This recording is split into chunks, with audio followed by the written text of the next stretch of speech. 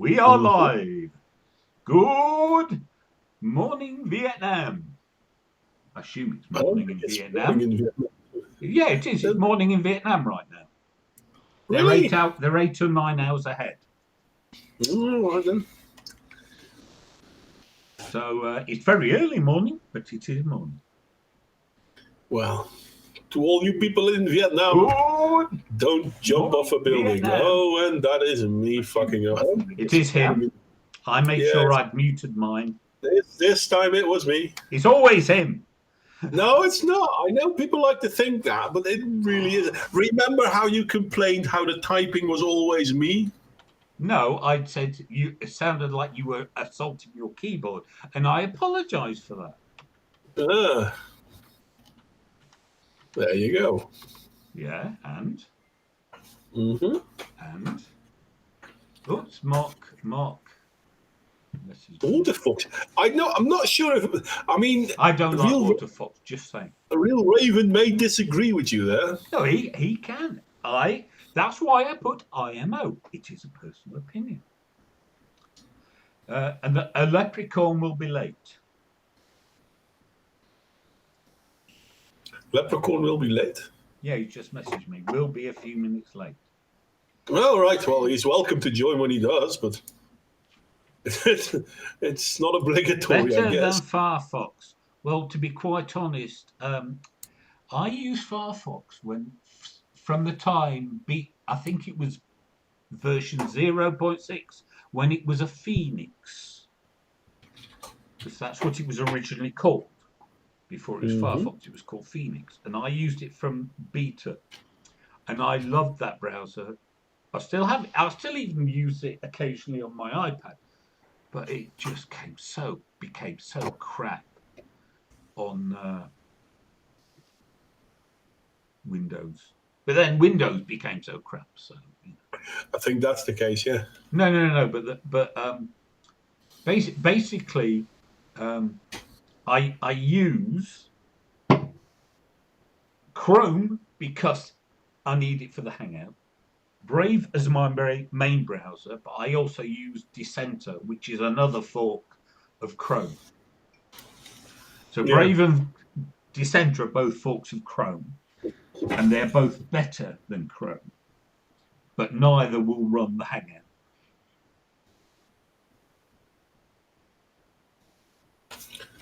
Yeah. That is true. And the SJWs, Michael. The SJWs got in there. When it was software engineers, you might, if you're lucky, get decent software. When you've got SJWs doing it, just forget it. There was a headline on the BBC Sport. The Sport is my homepage for the BBC. Every now and again, I check the news as well. Sport. And there was a picture of a black woman. Well, I say black, non-indigenous member of these isles, and it said, "Rugby needs to be taught in inner cities so that there's more diversity." And I'm like, what the fuck? Surely you would teach it so there's more players and that gives you a bigger pool and then you have a better team. But what the fuck's diversity got to do with it? You only want to play rugby if there's a right combination of skin tones. Is that it? Probably. It's like, oh, geez, these people are morons. Yeah. I mean, if we'd won the World Cup, they could have all been black. I wouldn't give a shit. Bloody South Africans. Sorry. I don't like rugby, but I do. I would have liked us to have actually won something. That's just saying. Well, don't worry. Footy's coming home. Yeah, well, let's see. I was 4 when we won the World Cup. We've never won any other major trophy at a senior level. So I'm not going to hold my breath. No, I wouldn't. Listen, I'm the one to laugh. I mean, we've only been second, I think, when it came to the World Cup. Yeah, No, you won the European Championship European was. Yeah, in yeah, European. 1988 with a couple of with Clivert, Van Basten, and oh God, what was his name? Ruud Gullit or Gullit or Gullit. Yes. But yeah, no, I mean, yeah. And in all fairness, a few years ago, we should have won the World Cup. We should have. Well, you should But have won it in '74. yeah, but I think that was Germany that Yeah, it was in took the it out. Munich Stadium, Yeah, and you went one up. yeah. But a few years ago, I think it was No. not. You were in the final in '74 and '78. You lost Yeah, to no, the no. hosts. You lost. You just hear her screaming, "Stop mansplaining." Yeah, exactly. That's my point, Michael Keller. That's why I didn't watch it. But yes, so you lost to the hosts in Germany, Yes. and then you lost to the hosts in Argentina. Yeah, but the one in Argentina, in all fairness, I haven't seen the match in Germany. I mean, I've seen replays, Well, I actually obviously, watched both live. but I'm the that old. Argentina one, I have to admit they played the worst match that evening. Had they played the way they played the rest of the tournament, they would have easily won. Oh yeah. But somehow they were playing like utter crap, and they were. No. Sorry, Michael. No way are we that modern.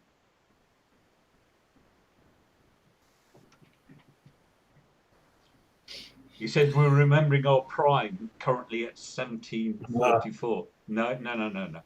And in fact, I'm going to start this stream by going back to 1605 yeah. to explain the name of the stream, the weekend Britain burnt effigies of Catholics.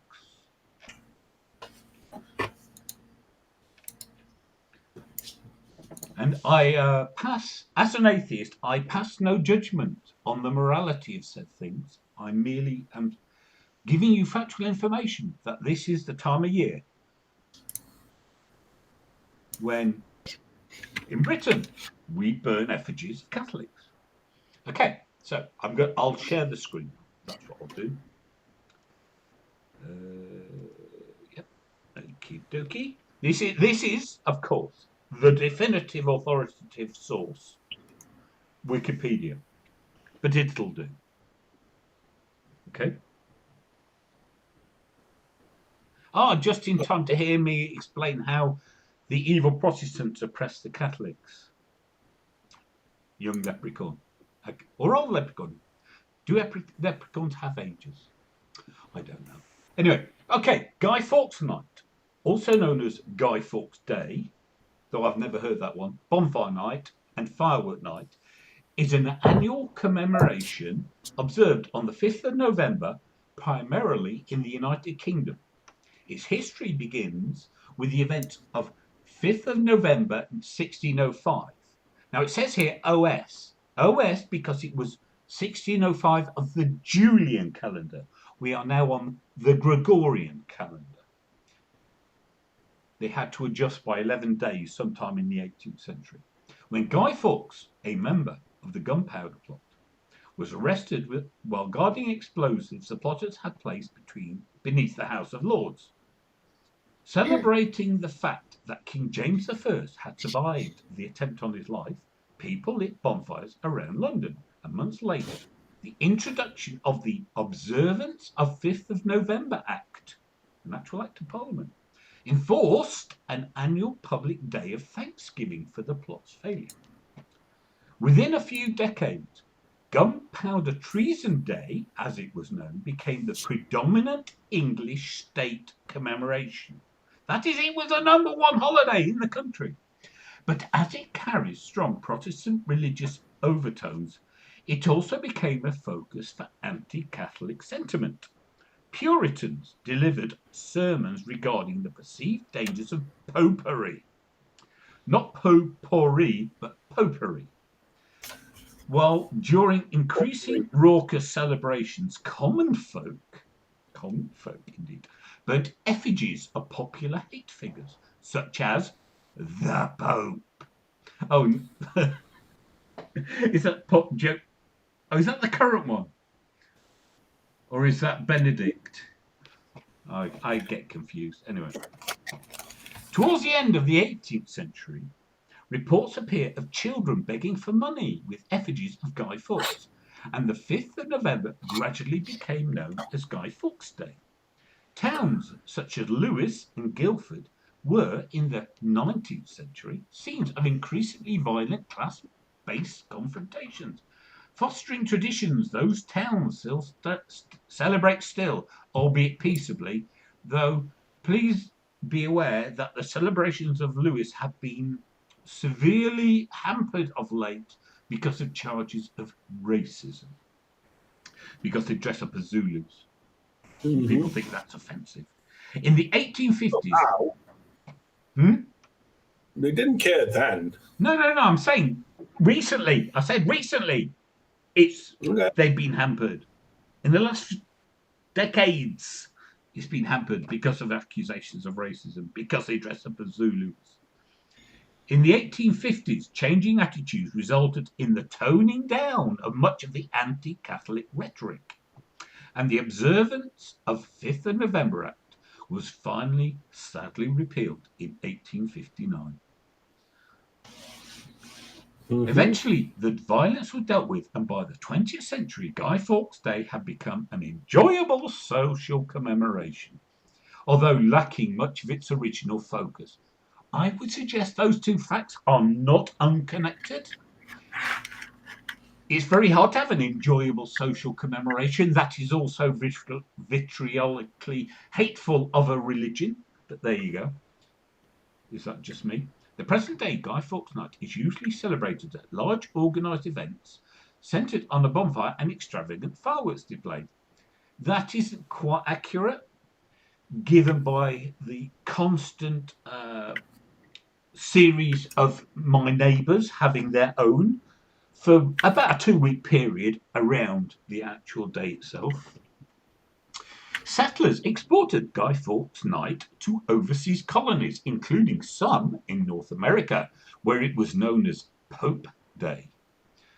Those festivities died out with the onset of the American Revolution. Shame. Claims that Guy Fawkes Night was a Protestant replacement for older customs like Samhain are disputed. Although another old celebration, Halloween, has lately increased in popularity in England, and according to some writers, i.e. a idiot on the internet probably, may threaten the continued observance of the 5th of November. All I can say is fireworks. Fireworks trump dressing up in silly clothes. Just saying. And why can't you do both? As people do. Okay? That's just the first paragraph, and that'll do for now. And that's why I called it The Weekend Britain Burns Effigies of Catholics. Well, I like the idea, though, that someone being smart enough to bring a lot of fireworks, dynamite and all that, to blow up Parliament, have it all set there, and then fail to ignite it. Well, no, because he had to wait. Because the whole point was you set it up in advance, and then you wait for the House of Lords to sit with the King in present, and then you blow it up. But he was discovered at night, so the night before, basically. Yeah, so badly planned.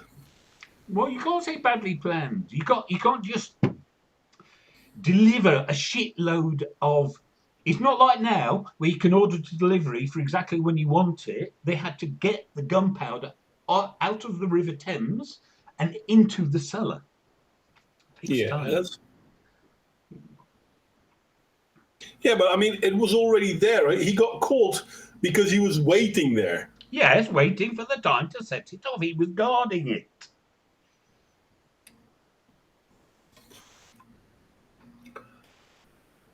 He could have done a better job, I guess. Shall we join the hangout? Or you can if you like. Samhain was Halloween, yes, well, it was. But in all fairness, I had a small talk about that with someone back in the day. Samhain, or what we now call Halloween, are two completely different things. Because what Halloween has become, even before it became the Halloween that we know, because Samhain was Christianized into Halloween, and that version of Halloween is now commercialized in what we now consider Halloween. It's all in all an interesting story.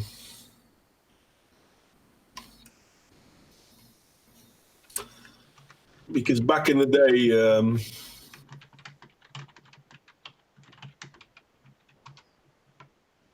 yeah, how do you say? If you can type it, you are welcome.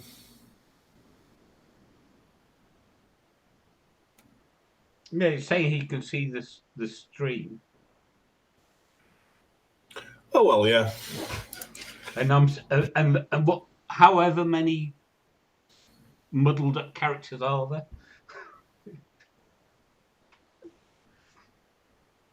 No, you can actually type it all out. No, I know you can. It's just not the easiest usually. No, true that. That's what I'm saying. If you can type it, he's welcome. I didn't say you can't type it. I didn't say no. I said if you can type it, he's welcome.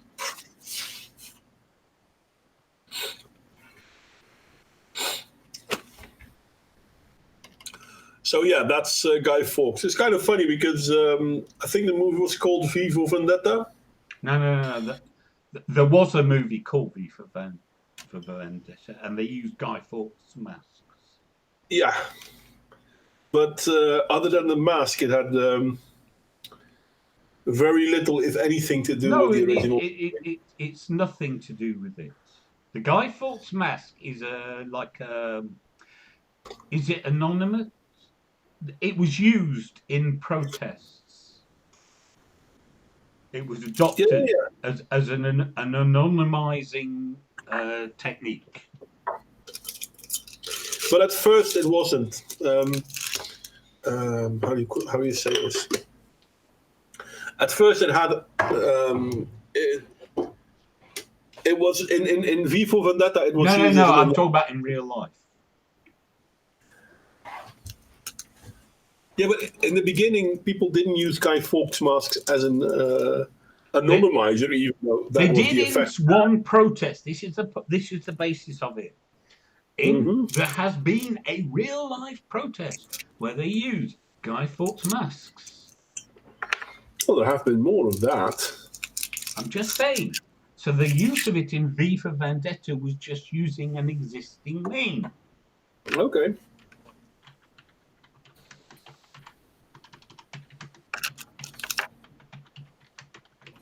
Someone mentioned it when they were talking about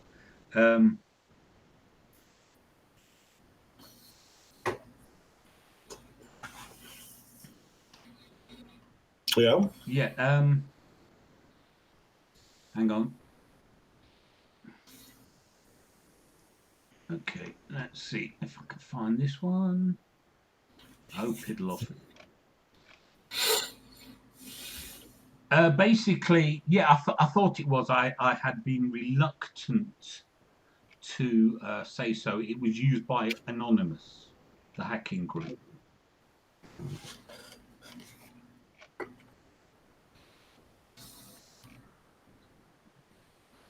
Well, it's kind of funny because people seem to think Guy Fawkes is this anti-establishment character. No, he's a fucking Catholic. You can't get more pro-establishment than that.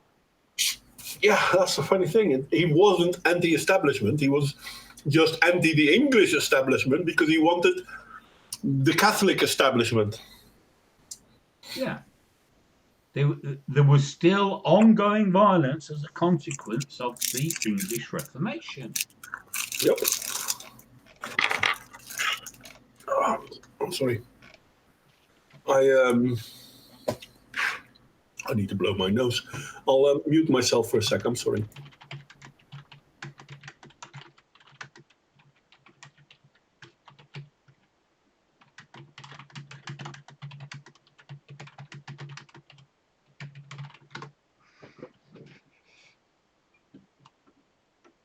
But yeah, so I can hang on.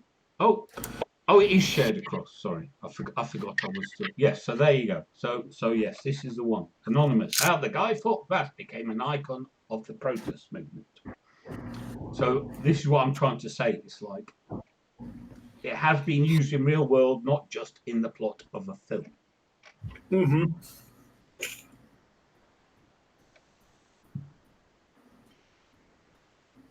Yeah, but it's funny that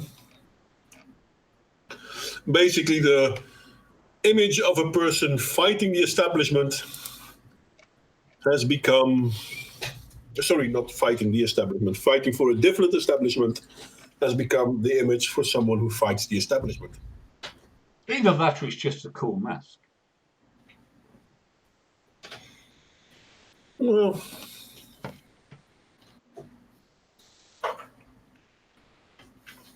maybe. Not quite sure where we go from now, though.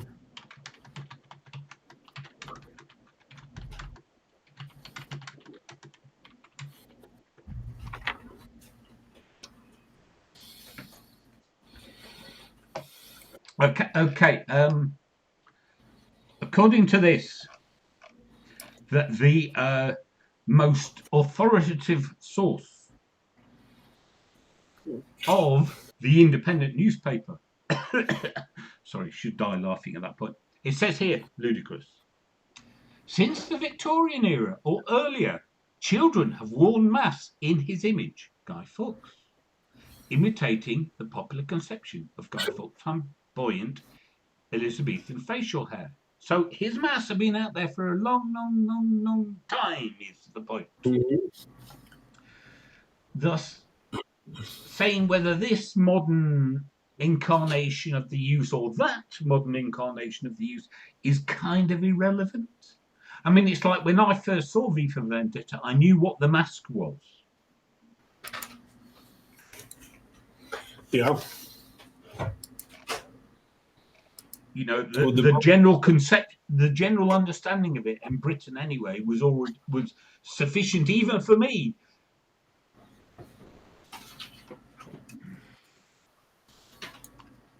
V the series, pretty hot chicks in there. Take your word for it, Michael Keller.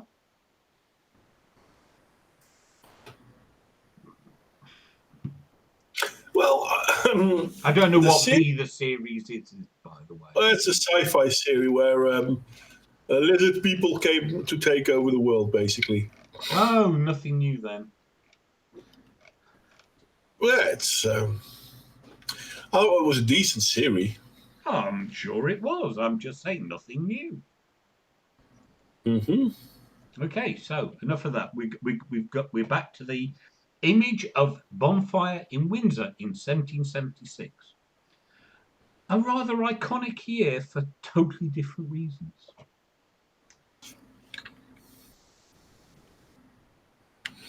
It just happens to be the title of the picture.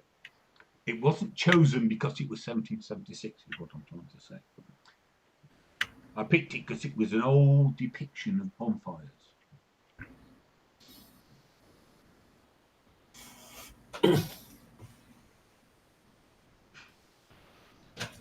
Well, as long as it's a chick and not a chick with a dick, I'll agree with you, Michael Keller.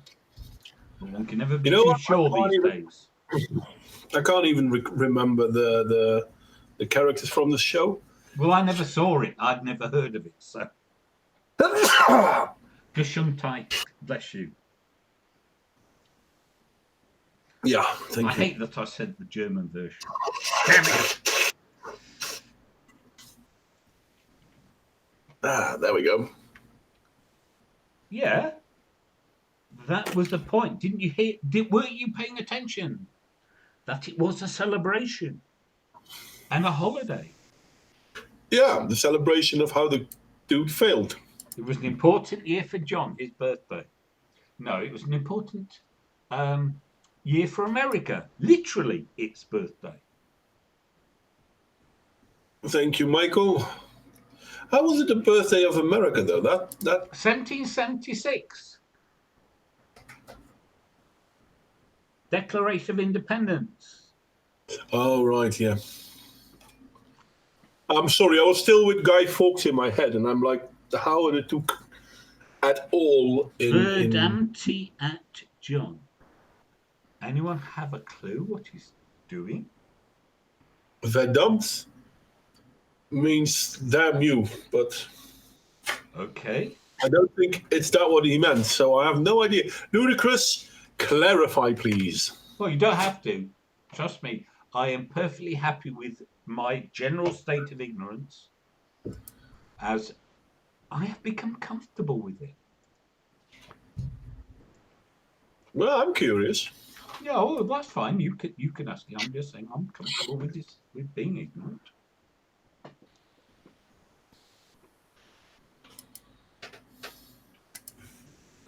You got to Well, admit though, there is. Michael, if the people dancing around the fire, the artist did well to capture them.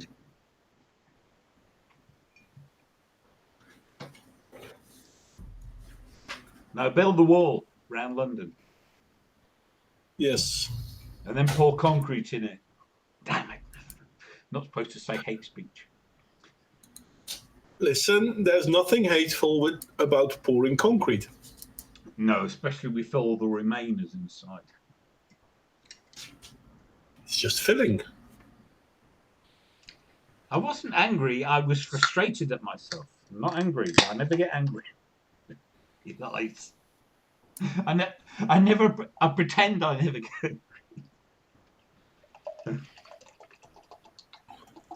And that is the sweet sound of the pouring of English ale. And you know what? The sound was the sweetest thing. Well, it is bitter. Boom. Boom. Ach yeah, well, there is that.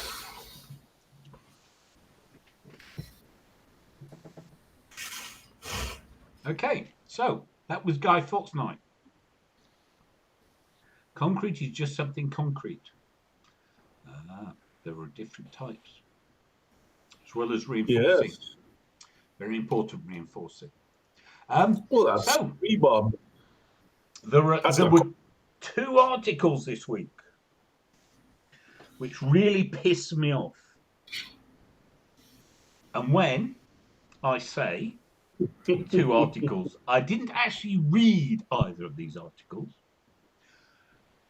I watched a V video on one of them, and then I have yet to watch the regarding men video on the other one. What am I talking about? The first one was an article by some absolute venal cunt in the Daily Telegraph. Men should give their wives a cheap pass this Christmas. What the fuck? Yeah. It's like, just men to just their wives, not people to their partner. And who's married to such a cunt that they would cheat on you over Christmas? A time, supposedly, for family togetherness and celebration.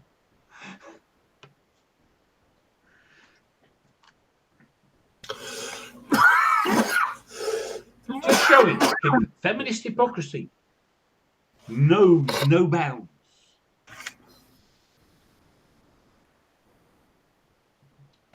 And the other reason I didn't get angry when I was angry is the title of a Regarding Men video, number 38. Check them out. You can find it on Paul, The Voice for Men, Tom Golden's Men Are Good channel, or Janice Fiamengo's Studio Roulette channel. Helpfully, all three have channels in names other than their own. Anyway, they do this regular collaboration regarding men. They're now 30. And this week's topic was buying sex is okay when women do it. Yes, but isn't that true for everything? Yeah, and it's just like, I mean, when a man goes to buy sex, he is an exploiter and blah, blah, blah, blah.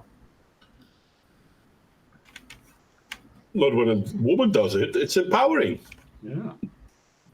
And having spent decades and decades complaining of particular behaviour of men that apparently only men do, even though we all know it's not true, all of a sudden it's okay that women now do this thing that they've been roundly condemning for the longest time. Yeah. Because they're female supremacists, bigots, and hypocrites. Mm-hmm. It's all right. That's it. I've now vented my spleen. I have expelled my obscenities at the people responsible for this vileness.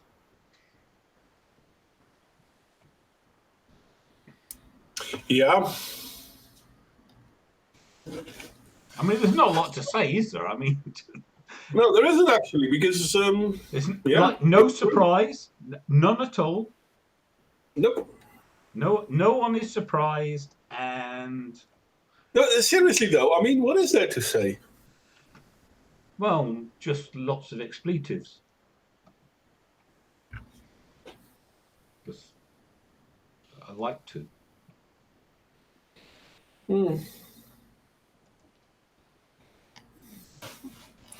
Yeah, I mean, I can't think of anything, to be honest. Isn't it funny? He's seen something that says the Queen has passed, and he immediately thinks of the British Queen. There are many others, including Modwing's country. Well, I assume your king is married. Yeah, but I doubt that the Queen will pass anytime soon. No, but you do have a queen, is my point. Yeah. Well, the old Queen is now a princess, so if she dies... Yeah, but I don't think it will be a new video. No. Could be. No, but I mean, her title is princess now. The old Queen's title is princess. She no longer is a queen. The old Queen. Oh, did she abdicate? She abdicated, yeah. Oh well, of course she's only a princess now. You can't have more than one queen. Any fool knows that. No, I mean, but she doesn't have to abdicate. Mm-hmm. I mean, there are queens that stay in power till they actually die. Oh yeah, no, of course they don't have to, but then they never used to live this long as a rule. That is also true. Though, in all fairness, people like to think that we live that much longer, but in all fairness, it's not really true. What? People used to live up to 70 years easily back in the day as well. Yeah, but only the wealthy. No, that's the funny thing. The reason why the average age was so low in the Middle Ages up to now was not because people die young. Well, that's not true. They did. But most of the people that die young died during either birth or their pre-teens. And because they died in that area, the average age was really low. But people still could easily become 60, 70 years old. That was not at all strange. Well, yeah. Now, who am I saying hi to? Paolo. Hello, Paolo.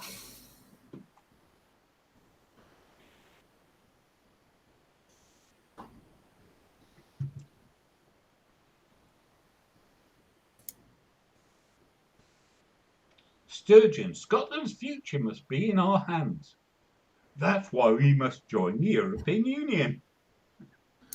Well, I would say that the European Union has become the biggest problem that the Western world sees at this That's the point. joke.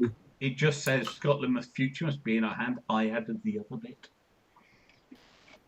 That's a joke. It wasn't funny. Was? No, it wasn't. Yes, it was. Just because you got no sense of humour, mate. See, I got you to laugh. Got you to laugh.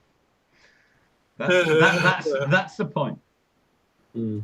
So I'm just reading the ridiculous headlines on the BBC.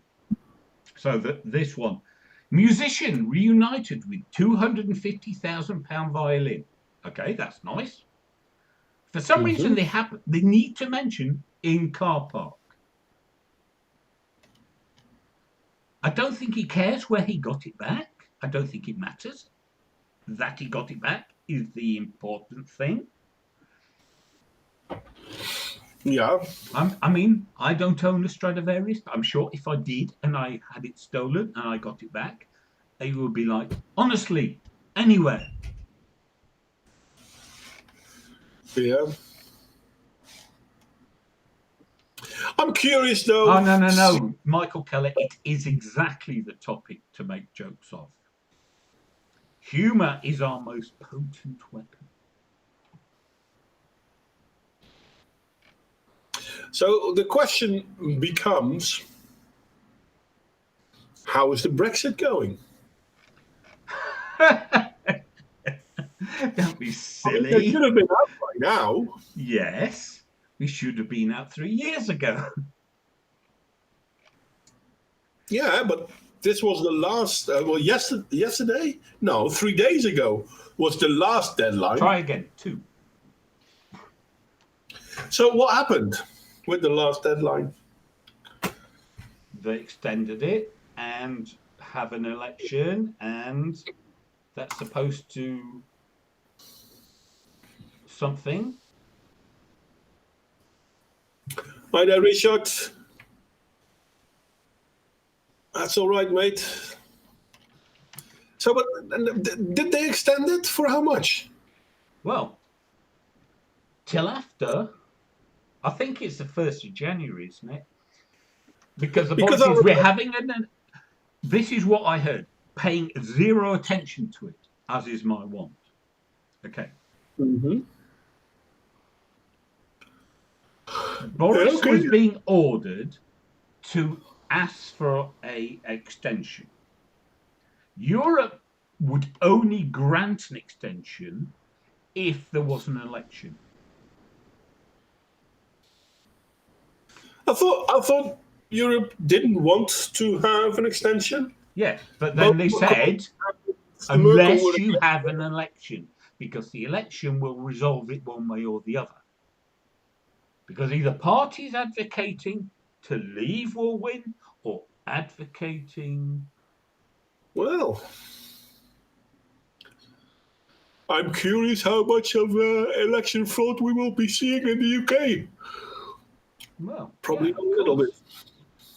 Well, so the last I read or heard was that Brexit voters were deserting the Brexit party for the Conservatives because they think, oh, Boris will deliver Brexit, even though Boris is presenting May's surrender document with minor adjustments, which is oddly precisely what those on the Spike podcast predicted. Mm-hmm. But you can't trust Trotsky, so what do I know? Well, I'm pretty amused, to be honest, to see the push of Europe, because they were so adamant that they wouldn't give another extension. Oh no, we've given more than enough extensions. Oh, yeah. It's all posturing. The only reason Boris couldn't get the EU, England out of the United Kingdom out of the EU was because of well, basically traitors in In the our Labour. parliament, yeah. Yes, and Not they just didn't want. Labour, all parties contributed to the treason. And they didn't want an election. And now Europe is going to say, okay, well, you were fighting in favor of us, so guess what? I'm going to shaft you all. What? Well, I mean, Labour and the Liberals didn't want an election because they feared that they would lose. Well, Yeah. and now the European says, well, fuck you then. Well, no, because the Europeans at least have a conception of realpolitik. And No, they don't. realpolitik is they want it. See, here's the thing. It's not only the British economy which is messed up by the uncertainty. Mm-hmm. Everyone's economy is messed up by the uncertainty. So at this point, you just want an answer. Yeah. And the whole point of the election is it'll give an answer. There'll either be a majority to remain or a majority to leave. Mm. Let's hope Brexit Party wins. I'm not sure if you Well, want as I said, the latest reports was that all the people are abandoning the Brexit Party for the Conservatives. Yeah, because you want them. That's the downside for the UK. The UK has, well, First past the post. One of the worst democratic systems in the world. You can be second overall vote winner in the whole country and still end up with nothing. Hey. In Canada, the Conservatives won the popular vote and still got a Liberal government. That would never happen here. So it's even worse in Canada. Just saying. The fact that they have our system isn't. We will gloss over that fact. Because it's also because it's a first past the post system. Yeah. The first past the post isn't that uncommon. It's also true of American politics. But American politics doesn't really have a first past the post system. Yes, it does. Yes, it does when people stand for the House of Representatives, which is the direct equivalent of our House of Commons. It's first past the post. Yeah, but it's based on states or counties. No. The individual representatives who are equivalent to our MPs stand on first past the post. Yes, but that is what I'm talking about. The scale is somewhat larger, so it makes a little bit more sense. No, it doesn't.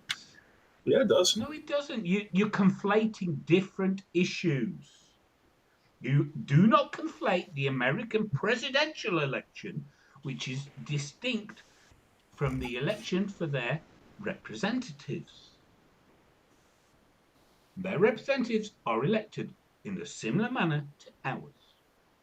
Mm-hmm. No, we don't have a Liberal government because Liberal means something different here. We haven't had a Liberal government since about 1922.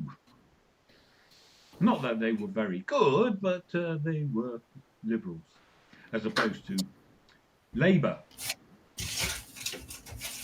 who would be what you think of the Liberals.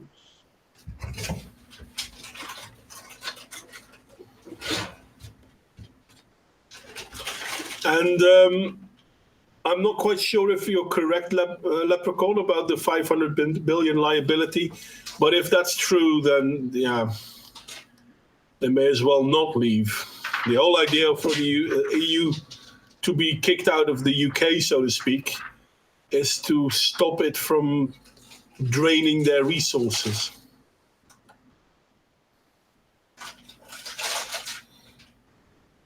But it seems that the EU, where it may have once been a good idea, has become nothing but a huge leech on society. Yeah, well, I mean, The answer to any problem is not more government. It's less government.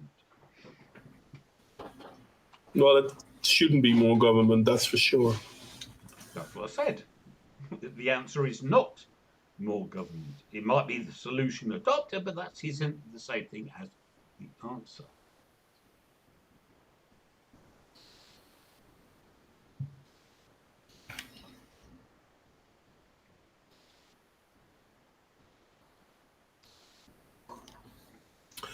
And then there is Someone can give somebody a link.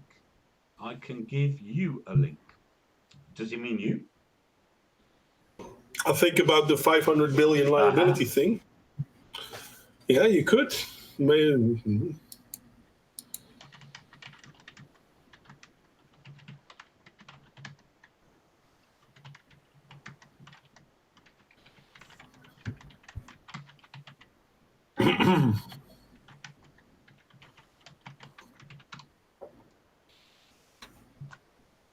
Okay, thank you. Here's an interesting story, by the way.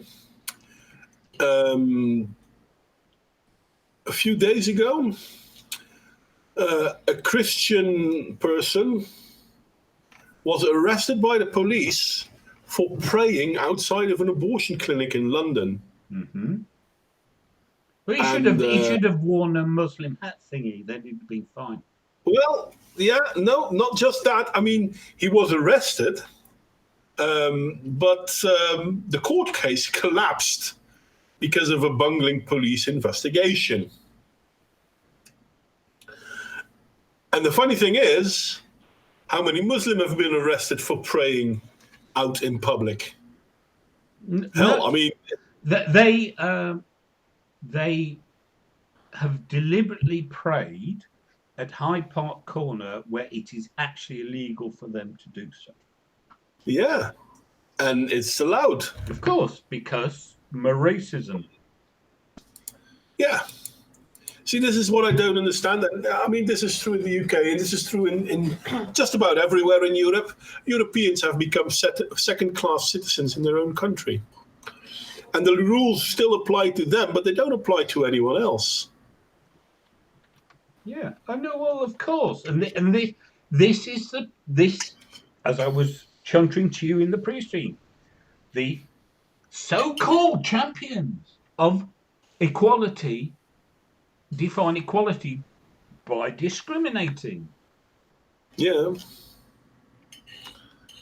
and it's gobsmacking to me that anyone falls for it.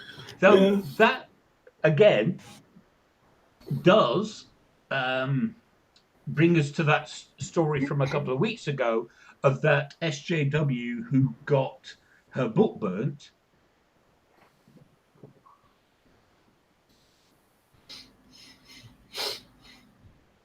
Who got her book burnt. Mm-hmm. Because she was hating on people for their race and their sex. And they are damn more right than she is by her own reasoning. It's weird, though. Of course it's weird. But it's not weird. It's entirely predictable.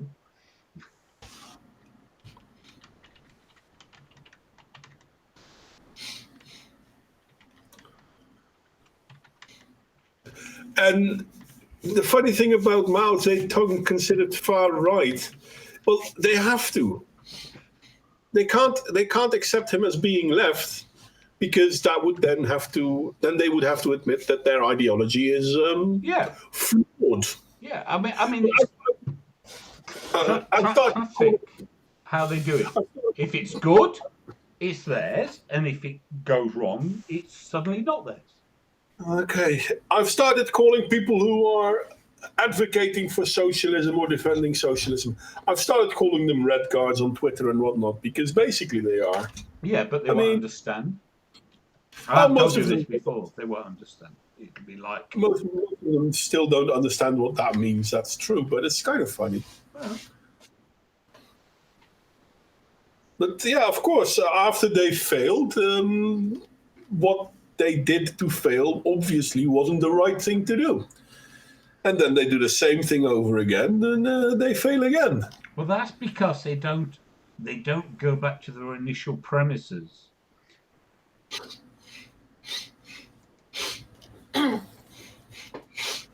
No, they have an idea, and from there they move on. Yeah.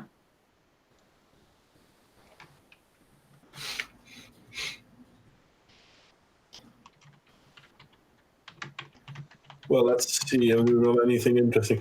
I hadn't had anything. And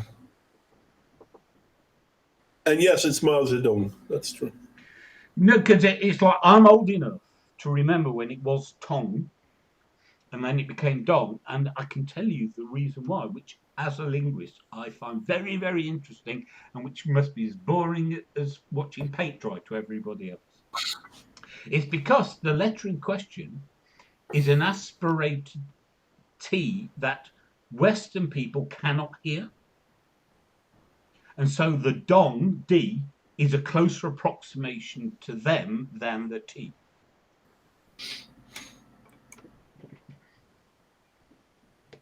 Yeah.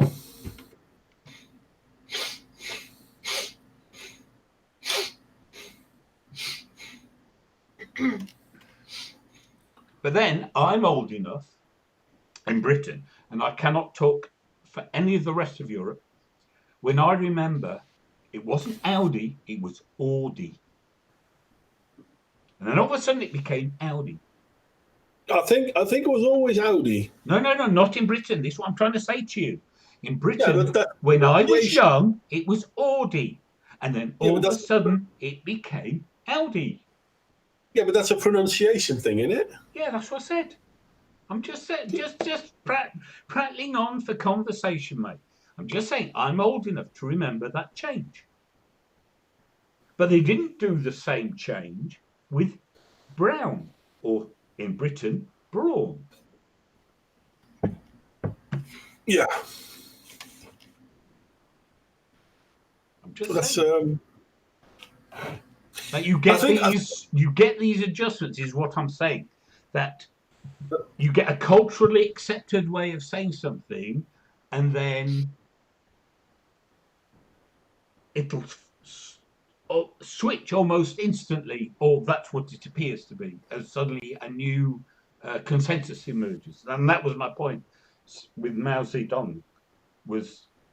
It was Tong, and then it was Dong, and it's like, when did that change? And I'll give you another example with Audi to Audi. Yeah, in the Netherlands, we kind of use the words as they are supposed to be said in that country. Yes, so fine. I'm not arguing that. But we still call brawn, even though it's brown in that country. And when I say we, I'm including the company itself in their British advertising.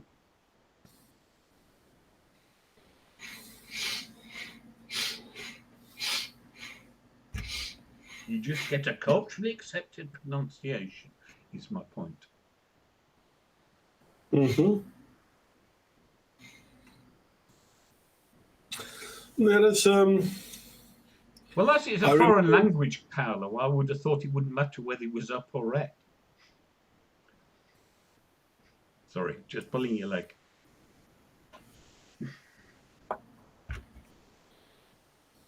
So, for instance, okay, I remember watching this TV show once, and somebody made fun of the fact that somebody didn't know how to pronounce Versace. It being Versace because they're Italian. Mm-hmm. But if you see it written down, you don't know what language it is. So why would you know how to pronounce it? Good point. I mean, ACE, I thought it could have been a Paris house, and then it would have been Versace.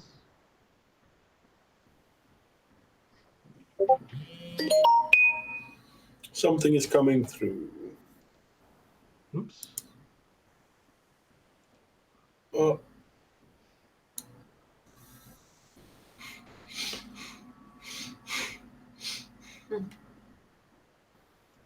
Yeah. I think Michael is trying to tell me something. Is he telling you something you didn't already know? That's the question. No. Michael just sent me basically the information of a nose spray. It could be Nick's radio, but my point is, you only Sorry? know the correct pronunciation when you know the correct pronunciation. My favourite example is the name Mancini or Mancini. In the Roma side, a while back, there were both an Italian whose name was pronounced Mancini and a Brazilian whose name was pronounced Mancini, even though they were both spelt the same. It's me that has the sniffles, Richard Breyer. I think that's why Michael Keller sent me the information about a nose spray. Yeah.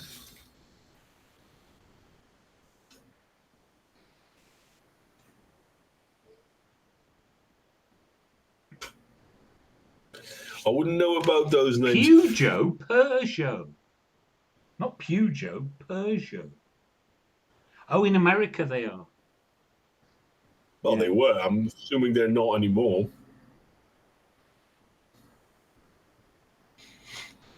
And completely. To be fair, Michael Keller, a lot of British used to call them Porsche as well. I have even received appreciation of the fact that I know it's Porsche, not Porsche.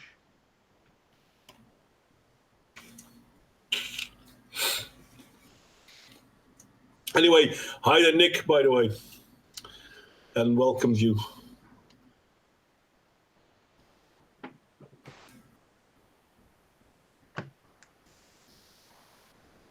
So, yeah. So we have the impending disaster of the Brexit election. And it is uncanny how the British ruling class manages to pull off something that will just stave off an actual revolt while giving us a really shit outcome, which is the British way. I'm thinking if there is any way to prevent the revolt. I mean, if Brexiteers win, the Remainers, which have been causing a lot of hubbub around the country for a while, they will not accept it. But considering that if the Remainers win, that this will be the moment that the Brexiteers will like, you know what, we had enough of this shit. Well, I cannot possibly imagine the Remainers win unless they cheat, which they might well do. But what I am going to propose is, did anyone see the film Dunkirk? Apparently it was released recently to much critical acclaim and people went to see it, where a flotilla of small craft went over from the United Kingdom to France to rescue the troops stranded on the beach. I propose a reverse, where we take all the Remainers on little boats and dump them on the French beach and say, okay, this is where you want to be, fuck off.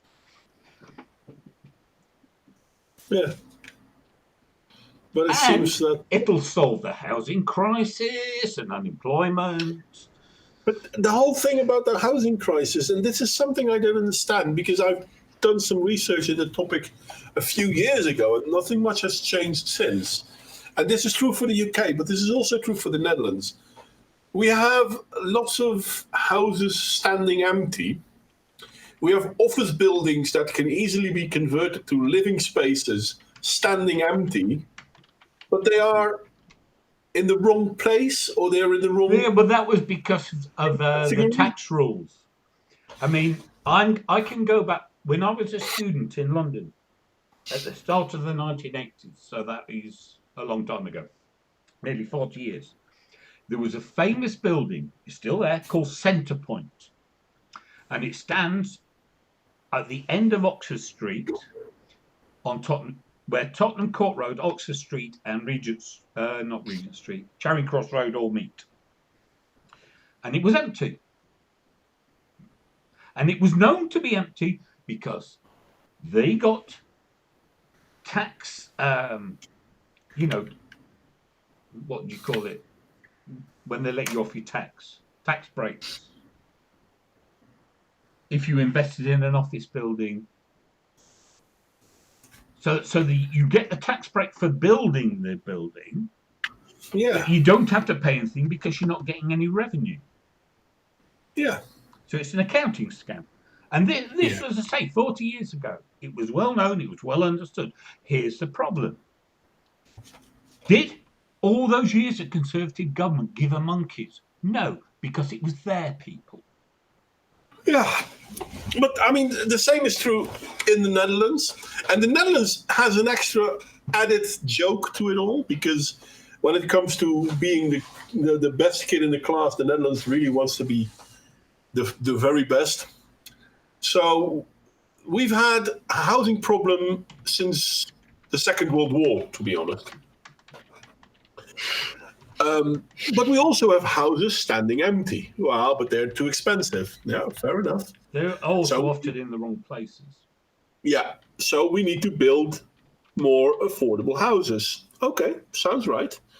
But a lot of places have been barred from being built in because of air condition. And the condition of air, I meant. Only in your country. Yeah. Because there's too much nitrogen, I think, or there's too much fine dust. And this means that the condition of the air isn't up to standards, so you're not allowed to build houses there. But at the same time, they're importing more and more people from other countries, whilst we still have a housing crisis, and we're not allowed to build more houses.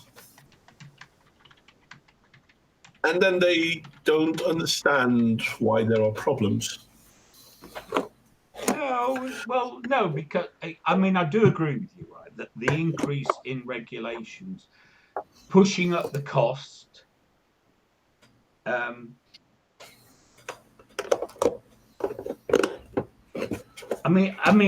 does not seem. It is either an example of the most incredible disconnect between different aspects of government. So yes, that's a factor. Okay, that's a factor. But it's also, you'd have to assume that they just go, oh no, we don't have enough houses, as they collect the rents that are artificially inflated because there's too much demand for the existing housing stock. Just saying. Mm-hmm. But if you then combine it with getting more people from other countries to this country, even though you cannot house your own population. Yeah, exactly. And this is the whole immigration argument. It's not that you can't have immigrants. You just can't have hundreds of thousands every year when you haven't got the room for people. Is that right? I still don't understand why we are getting immigrants. I mean, don't get me wrong. I'm not against people from different countries coming to this country. The unfettered bit is something I don't understand. Well, it's because, all that anti-colonial past propaganda we get. And all the racism and. Yeah, but most of the people coming, even in the Netherlands, most of the people who come here don't come from old colonial countries at all. No, that's not what I said. What I said is, it's the mindset of the population who've been cowed into accepting these policies because they've been cowed by all this constant narrative and belittling of the evils of our colonial past. Well, Sins don't of the understand. Father. It's all sins of the Father. And no, you don't have to understand it. It's not about logic. It's about emotion and, brainwashing and, propaganda. It's not about reality. It's not about logic. It's not about reason. It's about just getting people sufficiently uncertain of themselves. And Yeah. then the minute anyone says anything, no matter how reasonable, no matter how factually based, shout racist at them. Yeah. Well, it's their hope, just to make sure that people can't talk anymore. Because talking of those articles I mentioned, that husbands should give their wives a cheap house. Because if you don't, obviously you're a misogynist. I mean, it's obvious, isn't it? Mm-hmm. Well, it seemed that way. I'm muting myself for a second again. I'm going to try to blow my nose again. I'll be right back. Darn it, I have to talk. Okay, so I must admit I still prefer the wall around London, because that then gets rid of London too. Well, I mean, considering that London is about as English as No, but Islamabad. London has been an annoying pimple, or should I say, boil, on our country for centuries. True. I can't remember it ever not being that, to be honest. That's what I'm saying. This is what I'm saying. I'm saying the fact that we have had demographic change doesn't actually impact overly on the general repugnance of the denizens of said environs. I mean, but then there is London and the city of London, which is... No one talks about the city line. When people say London, they mean the amorphous mass that isn't London but is termed London.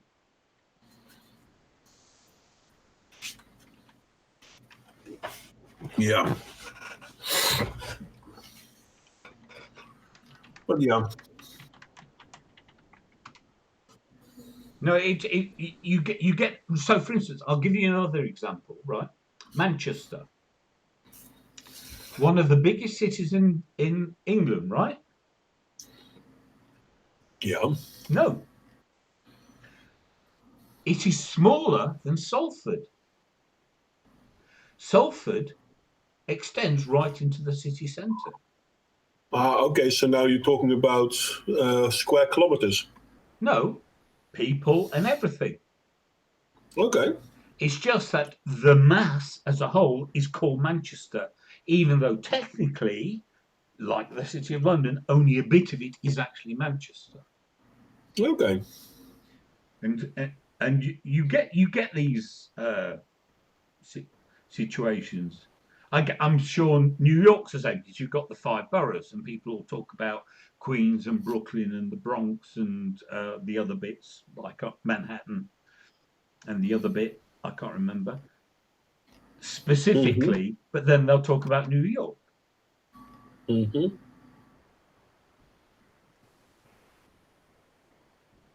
And you just get these things. So, like, I was asked what London is, and it doesn't really have a definition. Yes, exactly, Paolo. The metropolitan area gets conflated with the city. Okay. So you get something that is technically the place, like the City of London, which is utterly irrelevant, because no one thinks of London in those terms except for the most specialised of reasons. Mm-hmm. It's just a historical anomaly.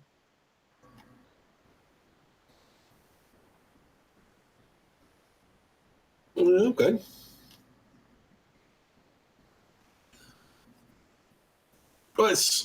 Well, the whole idea of how cities are built and whatnot. Well, they aren't built; they sprawl. No, yeah.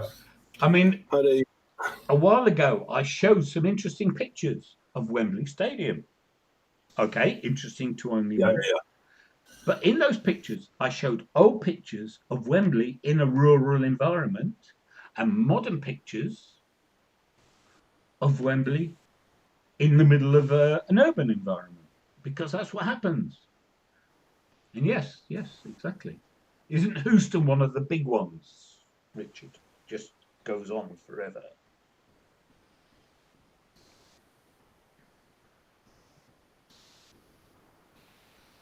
I think it's a big city, but then again, most cities in America are big.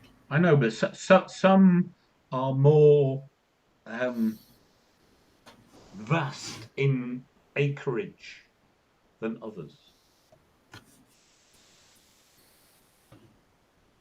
Hmm.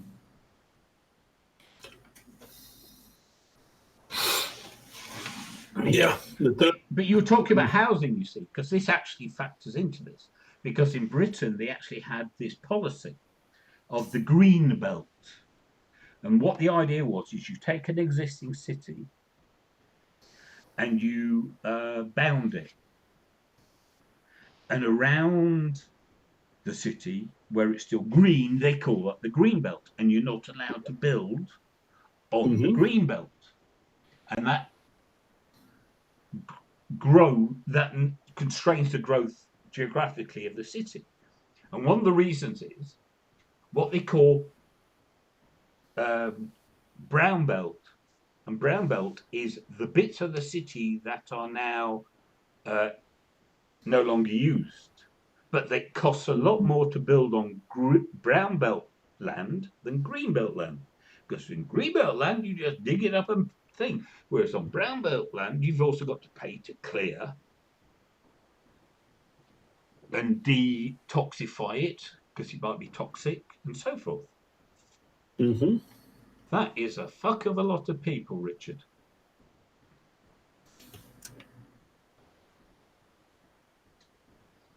3 counties, though. No, but 6 million people. Oh, I know. I mean, in Britain, we've got London, which is, I mean, it varies 8 million, 10 million. You've got Birmingham and you've got Glasgow. They're the only ones over a We're not million. supposed to call it Birmingham anymore. Sorry? You're not supposed to call it Birmingham anymore. Why not? A ham, it's not halal. Ah, no, Birmingham. Well, we don't. We say Birmingham. Mm. Not ham. Birmingham and Glasgow. Or should I say Glasgow, as the Scots would say. Glasgow. And they're the three large cities. And then you have the next biggest ones are all at most a million, under a million. Liverpool. We don't have about 250,000 in Cardiff, Michael Kelly.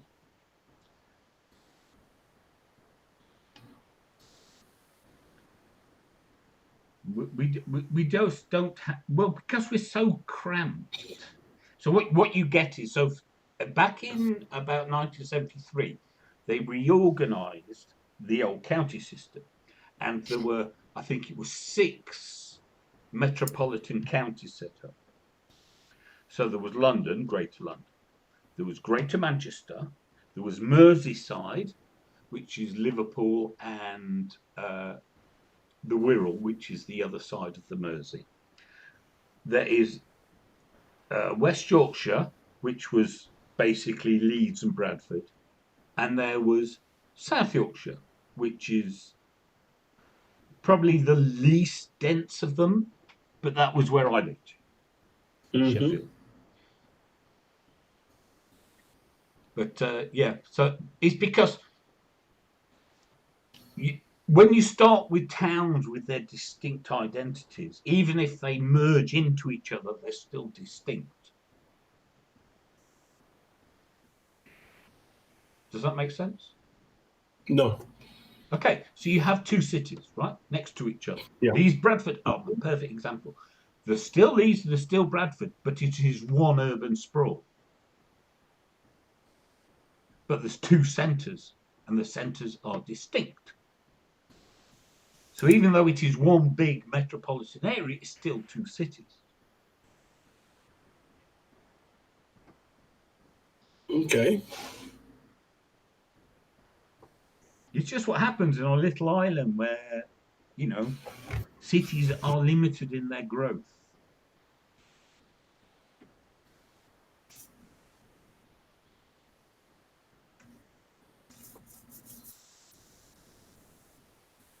Well, there's something called Gwynfinid in It's Wales. got vowels. W's a vowel and Y's a vowel. Is W a vowel? Yes, W's a vowel in Welsh. Yes. Oh, right. Okay. So what's the phonetic value of W in Welsh? U. Okay.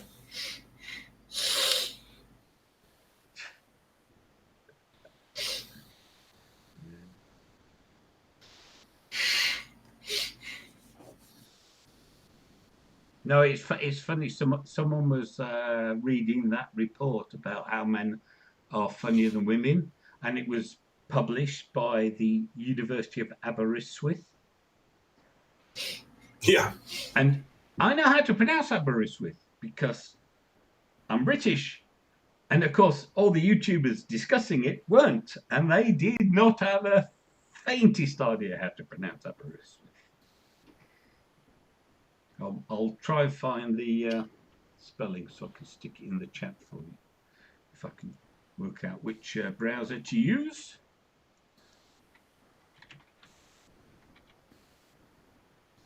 Any will do, I guess. I'll do.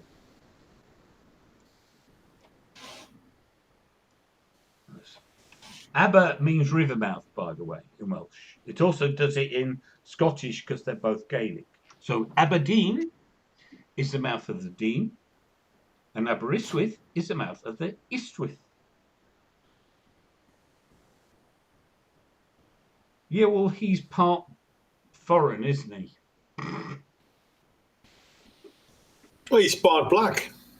That's what I mean. I was trying to say it more politically correctly. And he's from Swindon. And you have to give special allowance for people from Swindon. Yeah, but the pronunciation is Aberystwyth. So, for instance,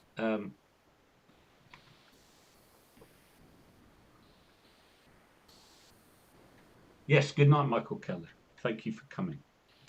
See you later, mate. So, for instance, that's another one. That is pronounced Llanelli. Okay, that makes no sense at all. Indeed. But double L in Welsh is Llanelli.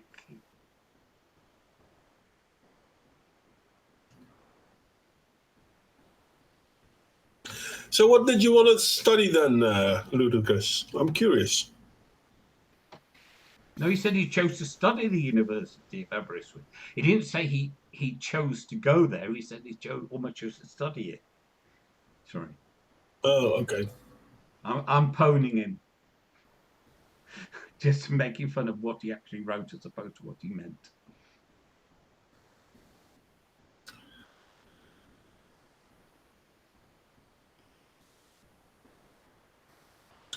I'm not sure about that one, Paul Costa. Don't they have an O sound in Welsh as well? An O? Yeah. Yes, they have an O. Yeah. So then Swindon would still be Swindon and not Swindon. So, for instance, this is the old capital of Wales. That is where Prince Charles became invested about 1970 as the Prince of Wales. And that's pronounced Carnarvon.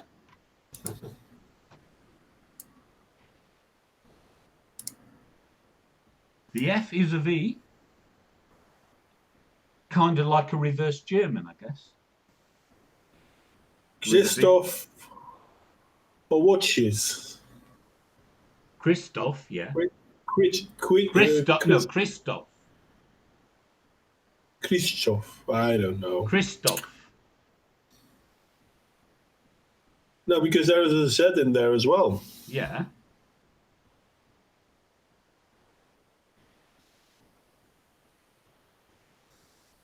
The Z's a modifier. You don't pronounce the Z directly, it modifies the other letters. So it's modifying the Y. Okay. So I would say Holovich, something like that, Holovich. Depending upon whether they have the Slavic ch for the final C.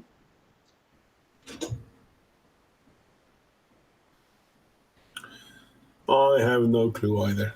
So there was a Czech footballer, and he played for Arsenal for years and years, and they could never agree on what his name was, how it was pronounced. Mm-hmm. Let's just say it wasn't phonetically. But just ask San about Lech Walesa. Yeah. Because there's no N in Walesa, but you say it. Yeah, but there's, as Paulo said, there's the ang sound in there. Yeah, that's It's what like I'm saying. L That's with what a I'm stripe saying. in there. Yes, the L So- has a dash through it. Yeah, which is ang sound. So there is an N in there, just not the way we write it. I guess he was Polish. That is the most Polish of names. It's the same as the ing sound in English. It used to have its own letter back in the days. The what? The ing sound. Ing. Yeah. The own letters were the, now written as a Y. So the, we often see now as ye. There was the G that looks like a Z. And yeah, so the first one's a thorn. Oh god, I used to know these. Well, I read There about was these. Thornus, Ingus, and not Ingus. Try. I have to. I don't have it ready, so let me see if I can find it real fast. Okay, so the funny thing, Paolo, is there's an American footballer, footballer, who plays for Chelsea. He's even got the accent on the final C, and they still pronounce it K instead of Ch, which I find freaky because there's an accent written on the C. Anyway, but that's Americans for you. Here, let me see if it's you. No, it's not. I always have to look for the stuff, which is no, wrong button. Sorry.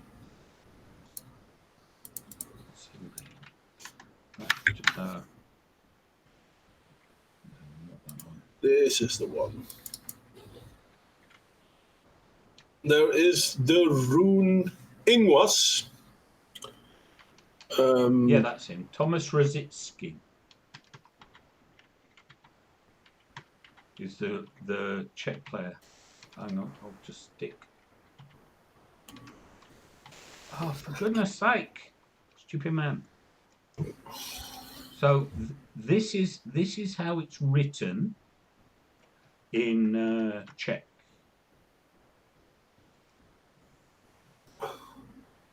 I can't remember a letter named Enya, to be honest, Richard. But there was a letter named Ingwas. And this is how it's written. Oops. Oh, for goodness sake, stupid thing. This is how it's written in English. As you can see, missing all the fancy accents. And Too much After a decade of playing in London, they were still calling him Rosicky, even though it's Rositsky. And they asked him, and he said, honestly, I don't care. Just whatever. Yeah. He was so used to it being mangled.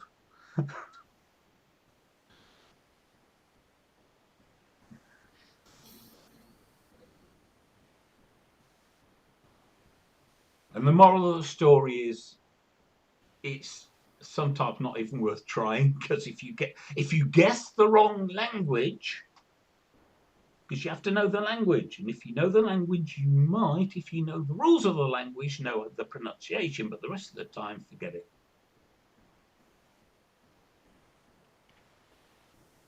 Yeah.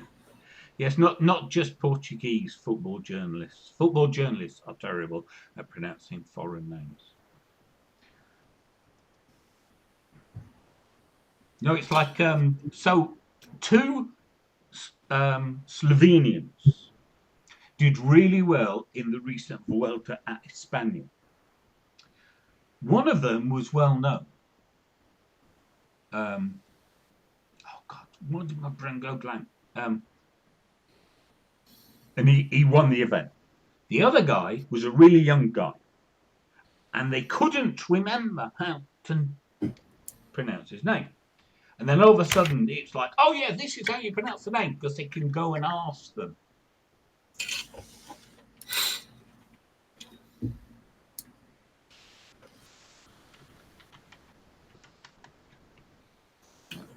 Oh God, why did my brain always go blank?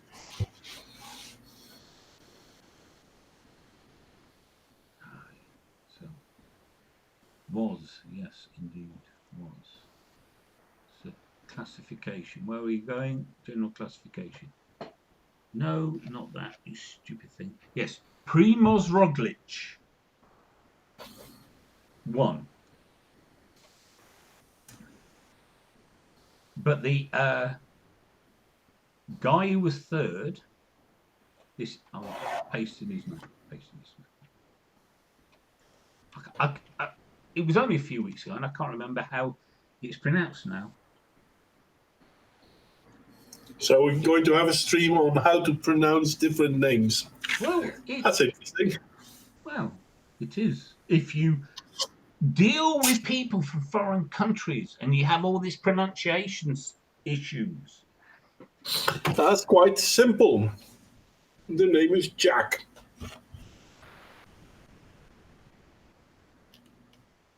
Yeah, but that's not how you pronounce it. Well, it is how I pronounce it. What? Well, what's this thing about saying your name backwards? Saying your name backward? Yeah. Richards posted a comment. If he says his name backwards, does he return to the fifth dimension? That was a joke about demons. And I'm sure it was, but I didn't understand it. Please excuse my ignorance. It knows no bounds. My ignorance is deep.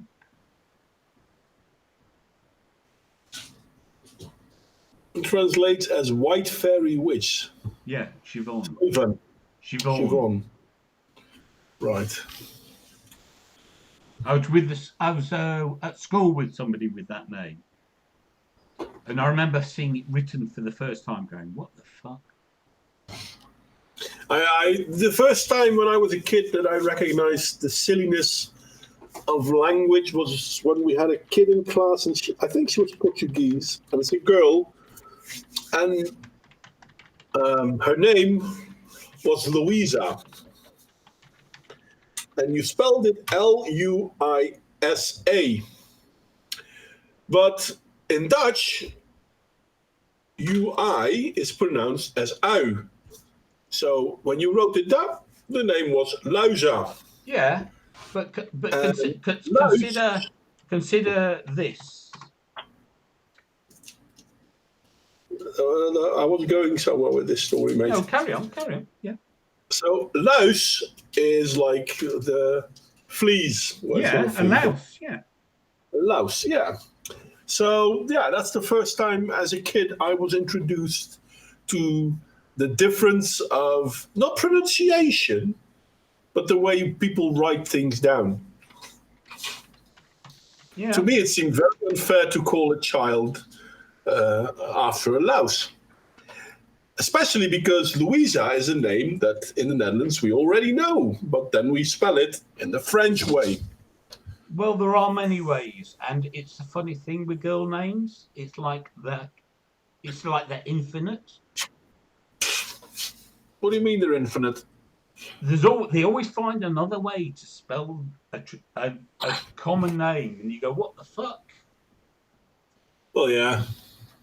So anyway, yes. So you see what I typed? What, you mean Jean-Marie?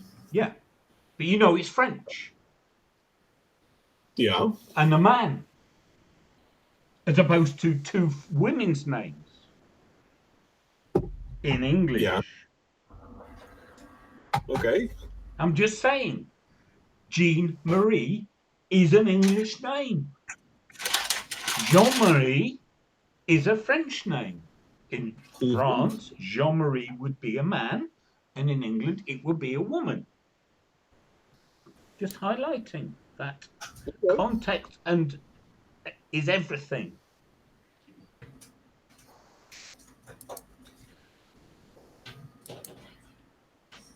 Yeah, that's true. So, name I can't pronounce and don't care to learn was written in a different way I can't pronounce and don't care to learn. That looks exactly the same in the 1940s. Okay. And there's nothing wrong with being a nerd, Paolo. Are they spelled differently? Has he spelled? Oh yes, there's an extra T in there. No, the T moved. The T moved. T and P swap places. Yeah, I don't think anyone noticed the difference. I suspect that's what happened. Someone did a typo and no one noticed, and then they said, "Oh, we've been doing it wrong for 10 years." Well, we'll just keep on with it then. Yeah.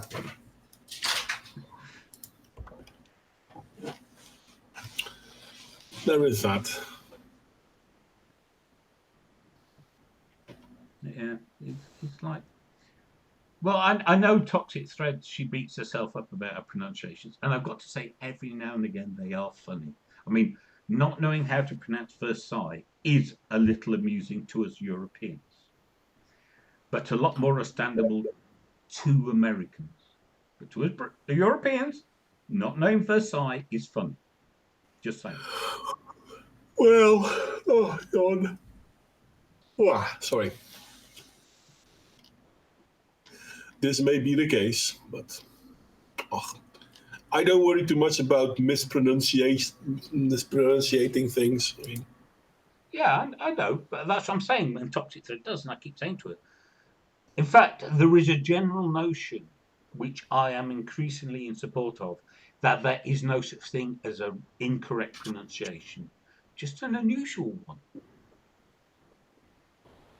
mm-hmm. My favourite was an Austrian goalkeeper who played for Fulham, called Stecklenburg.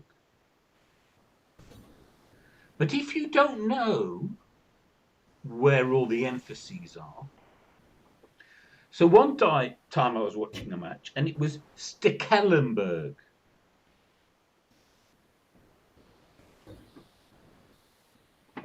Which sounds totally different, but it's the same name. But if you just read it, you have to guess what goes with what. How do you emphasize? What runs together? What doesn't? Yeah. I mean, for instance, we have, he's not here tonight, Renovatio. Now, Renovatio is a particular pronunciation assuming a certain Italian or Latinate origin. Mm-hmm. But it needn't be pronounced that way. Okay, so how will it be? I don't know, I'm just saying, but there's no, not Cio, but Tio, for instance. Well, I think the strangest names I still find not so much with strange letters from Poland or Czechia or whatever. I mean, imagine calling your child ABCDT. Sorry, ABCDE. Obesity. You've got to No, pronounce not it right. obesity. Not obesity, No, obesity. There's no T in there. no, but it's pronounced obesity. No, it's pronounced obesity. No, obesity. I'm pulling your leg. I know. But yeah, no, I mean, out of all the stupid things, that's probably the worst.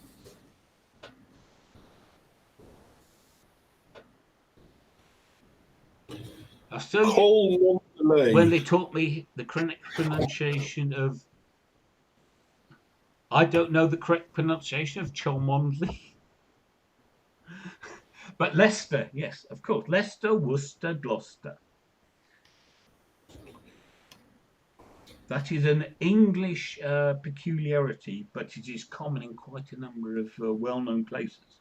Dr. Foster went to Gloucester is a rhyme taught to children to tell them that Foster rhymes with Gloucester, even though Foster looks very different from Gloucester. It's Chumley. Oh, of course, yes. What's his name? Harry Enfield had a character.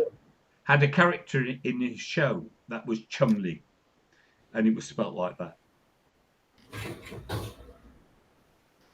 Yeah, there's a bottom. I think it might be Ramsbottom, which, if you're upper class, isn't pronounced bottom at all. Then how is it pronounced? It is something unrelated. It's just a way of not having to say the word. Trouble is you see these things and then you can't remember them precisely, or I can't remember them precisely.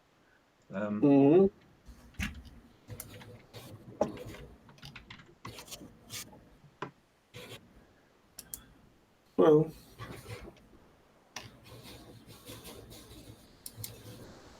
but names are a funny thing, though. Islington isn't pronounced like island. Okay, so here's the best one, and I'll say this from my home city. Sheffield Wednesday have a nickname, the Owls. Why are they nicknamed the Owls? Because although they play at Hillsborough, they also play at this place. I bet you cannot guess how it's pronounced. Ollerton. Ollerton. Ollerton.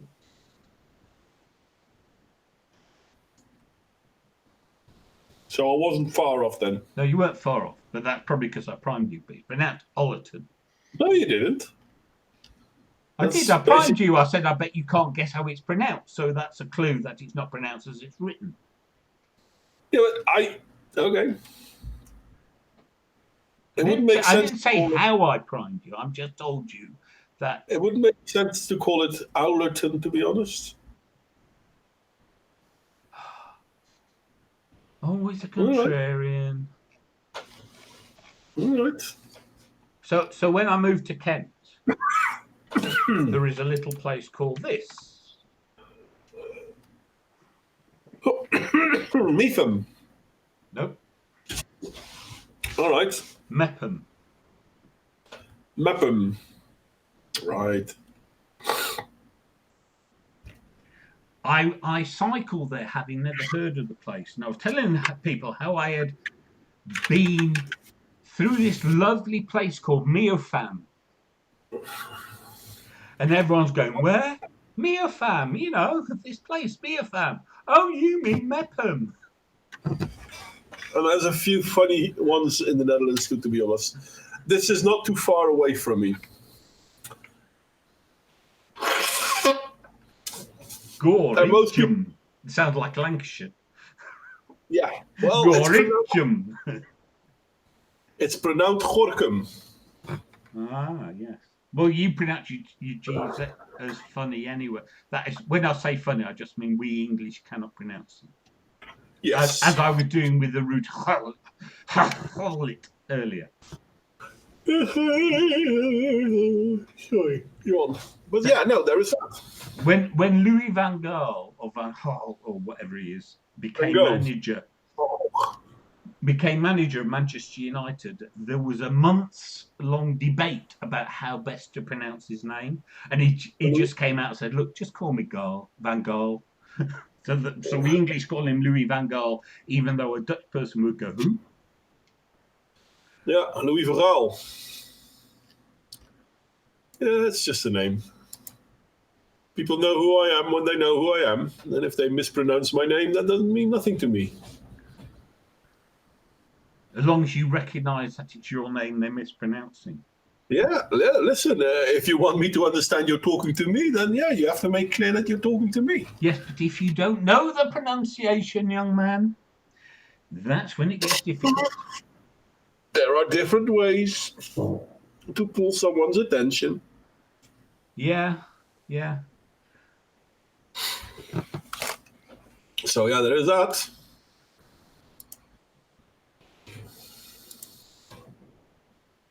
Oh boy. My rabbits are glad that they are let out of the cage today, but still they want to use more of the room than they're allowed to. But it's their own fault. Oh, sorry, I need a fast mail break. I'll be right back. Okay. See, I put in the description that we will be talking nonsense, and I was correct. I am prescient that way. Not a difficult prediction to make, I must admit.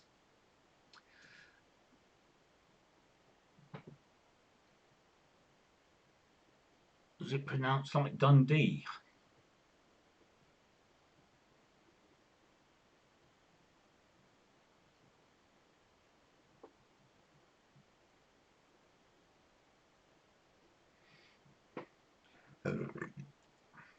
I think all languages tend.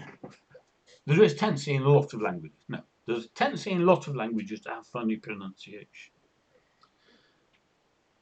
What makes English such fun is the fact that we have so many borrowings from different sources that we have a mutated collection of all kinds. I intend to touch no one on their waist, Richard. Trust me. These days, smile at them, that'll get you arrested. Don't smile at them, that'll get you arrested. Talk to them, that'll get you arrested. Don't talk to them, will get you arrested. In fact, any behavior they feel like just at the time can get you arrested. And it is all equally abusive, apparently. Who'd have thought it? So, as a, well, I'm less MGTOW than sat on the sidelines with my metaphorical popcorn. I'm back. Oh, the Great Vowel Shift. Yes, the Great Vowel Shift, which is why we have man and woman, in my humble estimation. But I need a bio break too, so I'll be back.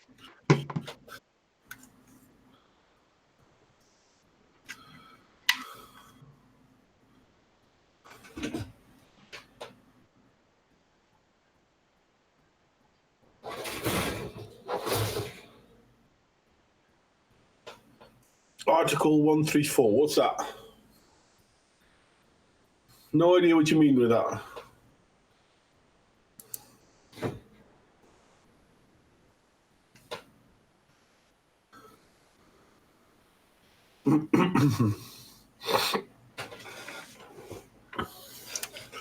Are you still there, John?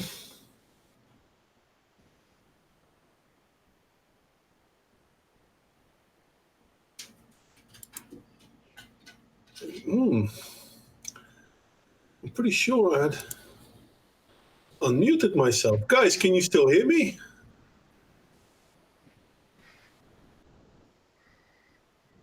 It's almost as if I have no sound at all Article now. 134. What's that mean? Can you hear me, John? Sorry, I've been on a bio break. I did announce it. Well, I didn't hear you say anything. I didn't hear anything. You all came of a sudden. back, and then I said about what the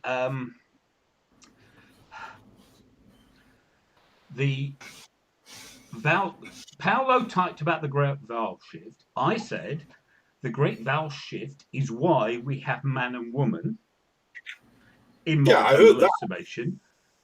But I am off on a bio break. Okay, I must have missed that one. Ludicrous heard it. Yeah, I must have missed it. Look up UCMJ article, Conduct Unbecoming. UCMJ, University of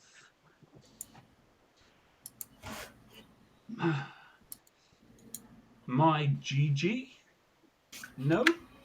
No idea what UCMJ stands for. Conduct Unbecoming an Officer and Gentleman. Well, The Uniform Code of Military Justice. Okay. That's an American thing, I think. Yes. Okay. And what's an American military standard got to do with the Brit? I don't know. And I'm not sure the relevance because he's just quoted it. I don't know either. But yes, so I will explain. Right. So we're man and we're with man.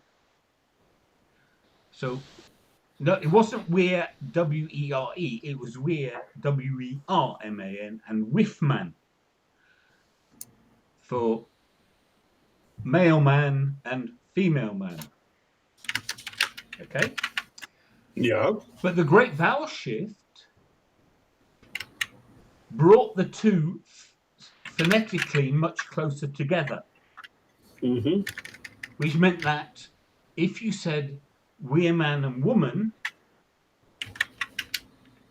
instead of them sounding distinct in the old pronunciation before the vowel shift, they suddenly were much harder to tell apart, which would have led to a usage shift.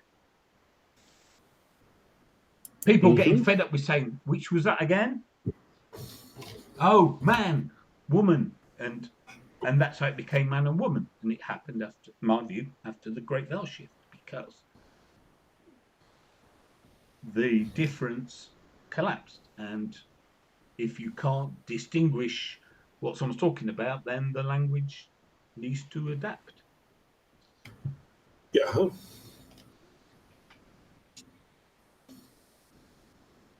Just saying. This is a theory, all of my own. I concocted it in my brain. Languages change constantly anyway, so that's easy enough. No, I know. But the point is that there were these two words in English for man and woman. And the word man itself was human. It was the species, not the sex. And the question is, why did the male sex adopt the default and the female sex keep the other? And my view is it was caused by the Great Vowel Shift. You changed pronunciation sufficiently to confound the sounds of the two distinct terms. Yeah. Because we're man and with man, with is different from we're, but wo and were are quite similar, especially after a few beers. Yeah, that's the kind of funny thing that the one thing that I always enjoy, because the whole idea of a werewolf how a word became a whole story in itself. Mm-hmm. Because a werewolf was a male wolf. Yeah. And then all of a sudden it became something completely different. Well, it became a man wolf, which is ironic given that man itself lost the were. Yeah.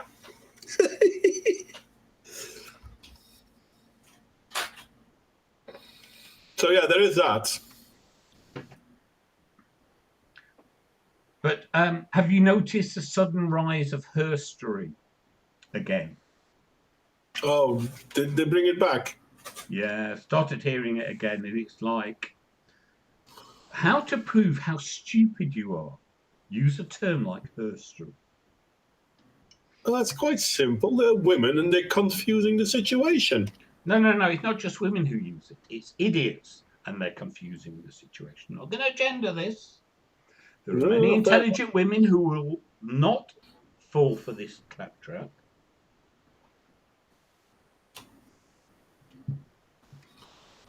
Who cannot understand that the coincidental idiosyncrasies of one language do not have a greater meaning.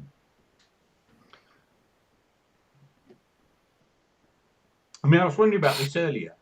Did ancient Greek even have pronouns? I wouldn't know, to be honest. Because a lot of languages don't have pronouns. They handle those things by altering the nouns and verbs. Mm-hmm. Semitic languages, for instance, but Latin also, I suspect. I never studied Latin, but you have all these conjugations and things that add all the things that we do in English with pronouns. Mm-hmm. And so there is no reason to suppose that ancient Greek necessarily even had pronouns, let alone his for the male pronoun. Yeah, I don't know, actually. I seriously don't know, so I wouldn't. Yes, you do, Paolo. You have to repeat it in the same way you repeat the debunking of the wage gap, the debunking of all the lies about how women didn't have this or that or the other and how oppressive it was.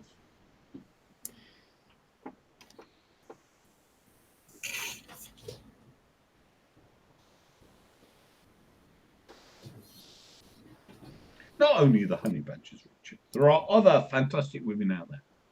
Many, many. In fact, most probably, I suspect. The problem is you notice the ones who are annoying. It's a human instinct to notice problems. The vast majority who are normal, sane, and not a problem go unnoticed. And the few who aren't stick out. And then you get this frequency bias, which says, oh, there are all women are mad. And it's like, no, they're not. Most are sane. It's just that the mad ones make a fuck of a lot of noise to compensate for their smallness of number.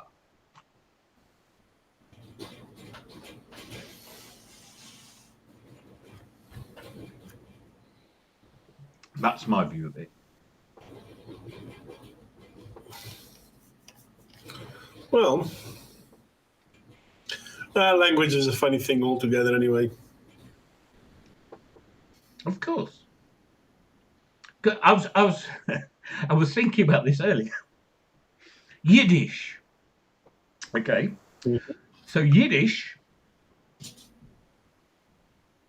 Mm-hmm. Continue. Yeah, was a language spoken by Jewish communities in Eastern Europe, right? Yeah. But most languages, English is the language of the English. French is the language of the French. Dutch is the language of the Dutch, even if they don't like being called that. And German is the language of the Germans, and so on. But there were no people who were Yiddish. Just a language. Okay. Just say. Well, it's a culture, isn't it? Well, was it? I'm just saying. It's like Yiddish is basically European Jews. Yiddish, not Jiddish. Yiddish. I have this from a British Jew. That's what she calls it. But the point, no. But all I'm saying is that we normally associate a language with an identifiable population, not a culture. This is what all I'm trying to say is that it must be very unusual in solely being cultural, not geographically based.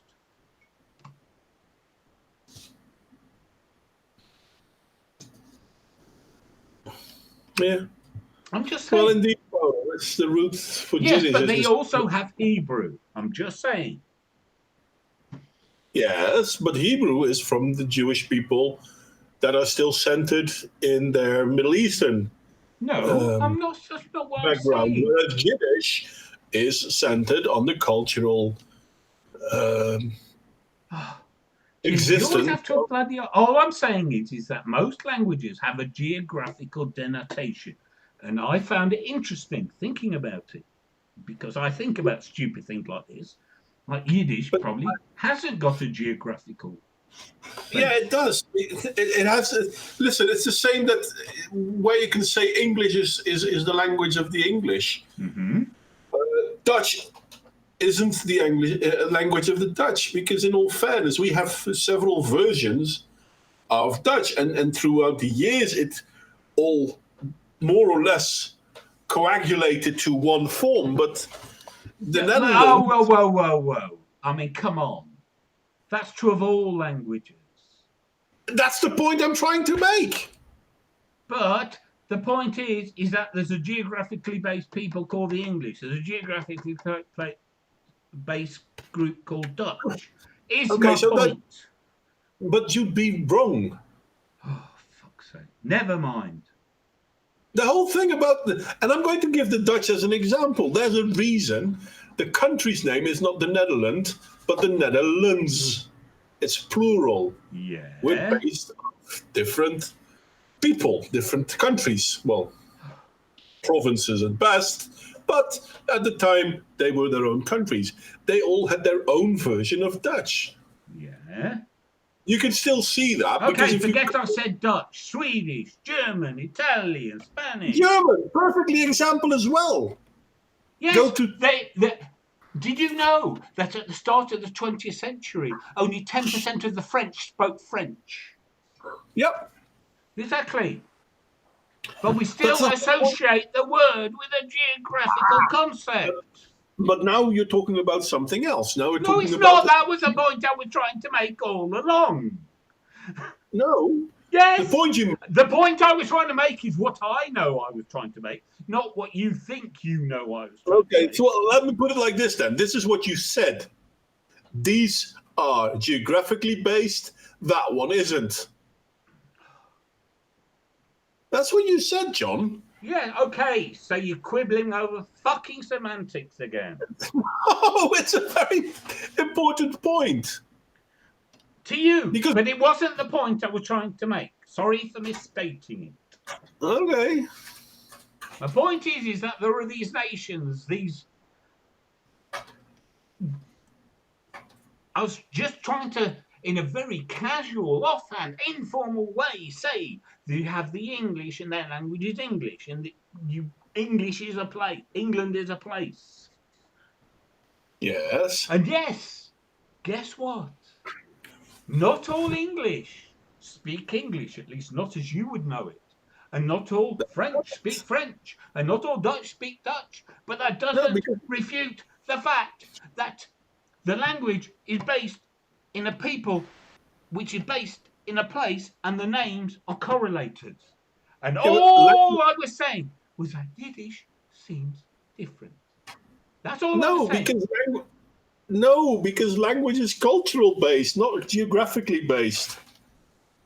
Now, the culture may be tied to certain geographic locations, but it's the culture that drives it, not the geographic situation of it. Okay, And so Yiddish, name and, me Yid- and another Yiddish itself language that is is not therefore also geographically cult- based. therefore Yiddish as well is culturally based, and they have geographic strong points, so to speak, because those are the places where this culture was predominant. But nowhere in Europe was their culture so predominant that they have become the remaining culture or the there superior was never a culture. country. But all the other languages, there was a country. This is my point. No, but the other languages didn't start as a country. The country was there, and the culture drove it to become one thing. As you said yourself, not everyone in not everyone in France was able to speak French. But now they are. Because culture drives language. That is Nationality. so irrelevant to my point. Yes, I know it counters your point. It doesn't counter my point. It is on another planet to my point. Okay, fair enough. Okay, thank you, Ludicrous. Swahili. That's what I was asking. Is there another one that is not based in a geographically centered population? In all fairness, I would say English. It's not based on a geographically centered population. The English we have now, no, not at all. Well, no, maybe we should. We're not talking about what we have now. But that's the whole thing, though. Languages change. It's cultural. Oh. Yes, language change and it is cultural. But the language called English is still named after the people called English who are based in the country called England. Yeah, this nice was the point I was flippantly, casually trying to make. And obviously, you just want to totally misunderstand the point. No, whereas Ludicrous totally got the point. He's found an example of an equivalent. Thank you, Ludicrous. That was my point. That there was this language. It evolved and it didn't evolve. Yes, and exactly, Pella, but that's the same as Yiddish. That is an ethnic supergroup. But that wasn't my point. My point is that when we think of all the other languages, the name is related to a geographical location. That's all I'm saying. And I just found this a little curiosity. Not a debating point about culture. Because, yes, culture. Yeah, I'll not say a word then, mate. Don't worry.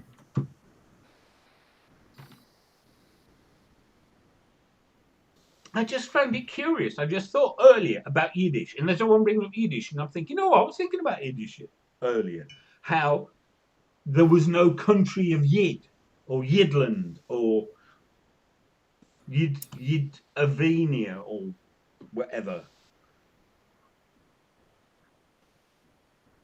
And I just found this a curiosity. That was my sole reason for mentioning it.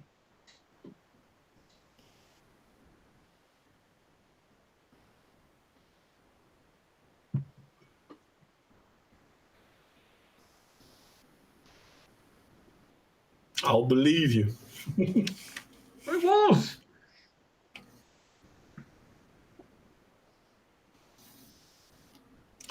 Be that as it may, well, Jizz is a funny language. There are lots of funny languages like that, to be honest.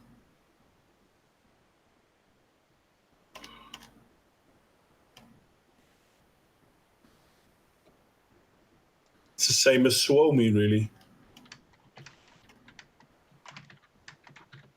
Suomi is a language of a people, but it's not named after the people. Well, who'd want to say Suomiland? Finland is much easier. True that. Don't know how they got to that one, to be honest. You do get you do get outliers. My point wasn't to say that it couldn't happen the opposite. My point was to say that I just found that curious. That was all. That you had this language clearly identified with the people, and I'm not disputing there's a culture and a people. What I found interesting, just noteworthy, just something to say. Oh, and I thought of this, and I thought, are they the only ones? And now I find that Swahili's similar, that it's not so geographically based. But most languages, you know, and we have I am not going to project this onto anyone else. I have a very Eurocentric view of languages, because they're the languages I am familiar with. Fair enough.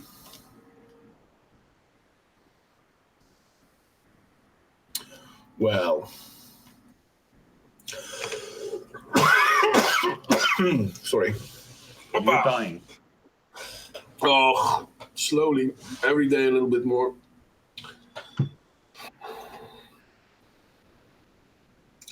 I was looking to get myself a CO2 measurer. Okay. It's called FP, but those things are fucking expensive. Yeah. They are though, and it's weird because I can get how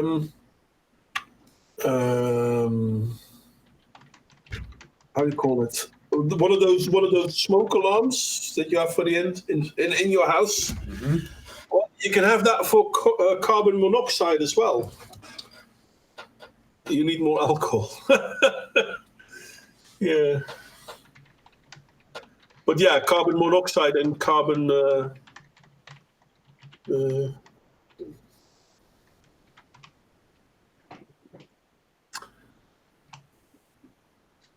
As you can see, I'm all heart. Yeah. I can't drink really. It's a shame, right? I would like a good glass of mead.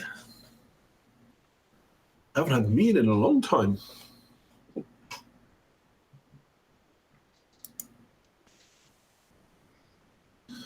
Not sure if you guys ever had anything like mead. I have drunk things that were called mead. Mm. It's nice. I really miss it. I like a nice ale. Failing that, what I'm drinking now. Only kidding, it is a nice ale. It is an abbot's ale. Funny how the clergy used to make all the best alcohol. Well, in all fairness, it's not surprising because back in the day, water was the main cause of death. Oh, I know. But all I'm saying is, people would get sick from drinking water. That's why they didn't. They drank very weak beer. Very weak beer. Very weak beer. Because the alcohol killed the bacteria. Mm-hmm. But even kids were supposed to drink wine or beer. Oh, yeah, but it was weak. That's the point. It was weak. They used to call it small beer. Yeah. Yeah.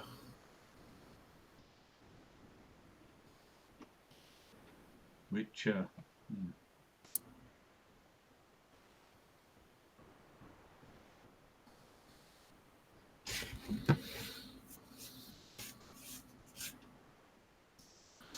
Well,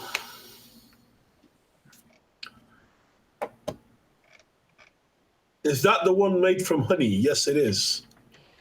Mead is honey wine. And it's fucking awesome. Well, you've got crap ones as well, mind you. Like everything.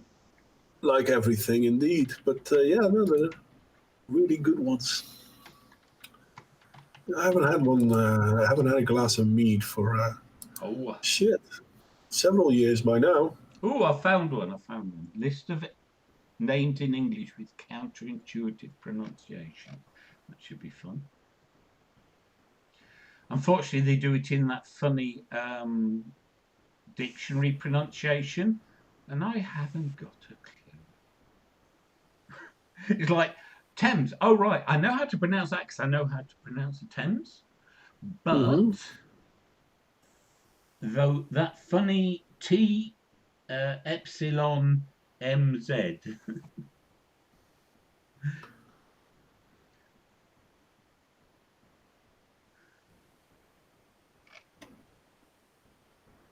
place names in Canada, England. Stop, stupid foreigners. Place names. I don't want place names.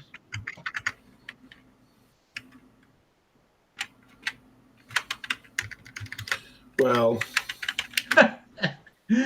So you know someone wrote put out that one that was Chumley, Chalmundley.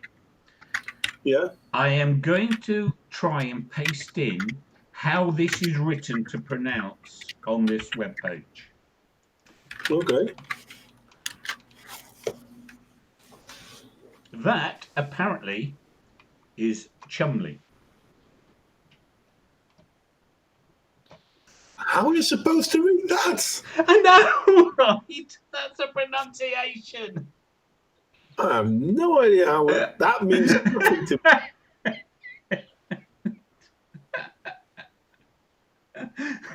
Oh, fuck. You'd have to go to university to learn how to pronounce these things. me. Yeah. Oh dear, sorry. I just found that so funny. But, I mean, no, I can't. This is, It's like a bad mathematics equation. yeah, International Phonetic Alphabet. You have to learn it. Is that an order, mein Führer? Well, I think I'm pretty internationally minded, but my God. I mean, I can understand the T, the M, the L, and the I, but the other two. Well, the funny thing is the second character looks like an old-fashioned English S. They used to Yeah. write S's both in that form and the regular form interchangeably in old texts. I couldn't begin to tell you what the difference is, but they used to do so. Mm-hmm. But Chumley T isn't TS, is it? But then that doesn't. How is the third symbol A U. a sound? A U, indeed. Yeah, I mean it's a thing, an upside down V. Oh dear. Yeah, I bet Well, Vietnamese was a chore for them. I bet all the Oriental languages were a chore for them.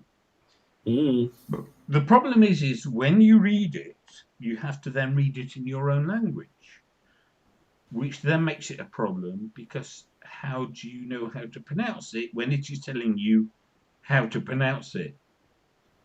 This is an infinite regression.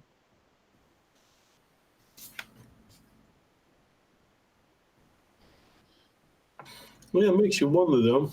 Yeah, that's what I'm saying. It's like, how do you ever learn to read something that tells you how to pronounce things when you already know how to read your own language, how to pronounce things? And the idea is to give you a neutral way to pronounce things, but you don't know that neutral way because you don't know how to read it. Yeah. And then they go, like the oo in shoe. And you go, yeah. But if I'm from the north of England and I'm from the south of England, that might be a different pronunciation, let alone America, Australia, Canada, South Africa, India, and other places where language is widely spoken. Mm-hmm. Yeah.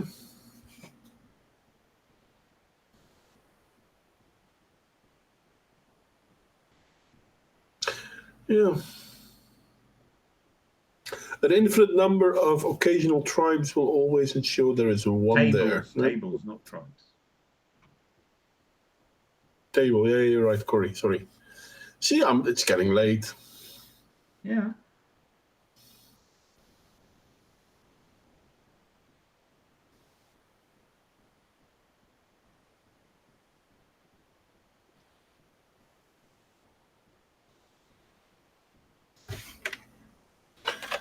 It's kind of funny because I'm reading up a little bit on that whole CO2 thingy. And it's incredible how much contradictory information there is out there. Of course. The world thrives on contradictory information. Yeah, true that. But did you know, for example, that they're talking about how 400 parts per million CO2 in the atmosphere is way too high, right? Mm-hmm. But at the same time, and this is an old rule, 1,500 part per million is the maximum allowed in a classroom. So that's more than 3 times as much. Yeah. And they put it at that, not because it's lethal, but it is the beginning of where you might become drowsy. And they actually think you get drowsy if you're exposed to this for a longer time. If you're at 4 times that amount. So when you have close to, let's say, 60,000, not 60,000, 6,000 parts per million, if you're exposed for a longer time to 6,000 parts per million, you will get drowsy, even though it will not give a lasting damaging effect. Mm-hmm. If you go to double that, you are sure to get drowsy, but there is still no long-term effect. Mm-hmm. So we're talking about 12,000 parts per million. Mm-hmm. And if we then go to roughly 18,000 to 20,000 parts per million, you will get a problem breathing. Which still isn't lethal, but hey. You have to go to, let's say, 8 times that, and then it will become lethal. So we're talking about nearly 100,000 per million. And we're bothered about 400. Fucking hell. Sorry. What are you sorry for? Sorry? What are you sorry for? It's because I got sidetracked. We weren't talking about this. No, we can talk about anything we want. That's the beauty. That is true. That is true. I thought you were apologising for swearing. It's like, what the fuck? Why is he apologising for swearing? I'm apologising for that. I don't care about that. No, that's much better. That's much better. Yeah. But it's funny because the average house, well, depending on the family size, obviously, the average living room where 3 to 5 people are in will be at around 700 to 1,000 parts per million in CO2. Mm-hmm. And we're not even caring about 400 because, the world is coming to an end now. No. But you see, what you're missing the point is, you're talking about our ability to breathe. They're talking about a made-up nonsense about global warming. These are not the same issue. No, because they're talking about how we're at an extinction event because of CO2. No, because of global warming. But global warming and CO2 has been debunked so many times, I can't believe that people still take that seriously. As has the wage gap. True that. Well, they come from ideologically aligned people, I assume. No, I don't Linguists assume that. learn it if they see the U in IPA. What U in IPA? An IPA, do you mean Indian Pale Ale, which is what I understand by IPA? Or do you mean some other IPA? International published academia? No? I don't know. IPA only stands for one thing, India Pale Ale. I'm sorry. Beer rules. That's the law. Sorry. I can't take myself seriously. How can I expect Yeah, you in this guys case, to? I wouldn't know what he meant either, to be honest. Initials are funny things because I worked for so long, so many decades in computing. International Phonetic Alphabet. See, no, it has no. You see, the International Phonetic Alphabet drives you to drink, so it's everything to do with drink. Well, No, so I worked in IT, and IT is full of TLAs, 3-letter acronyms, but they're not acronyms; they're abbreviations, 3-letter abbreviations. Anyway, even if they aren't 3 letters, but it's full of them. yeah. And then you go out into the rest of the world and you encounter the same ones to mean With the something else. Yep.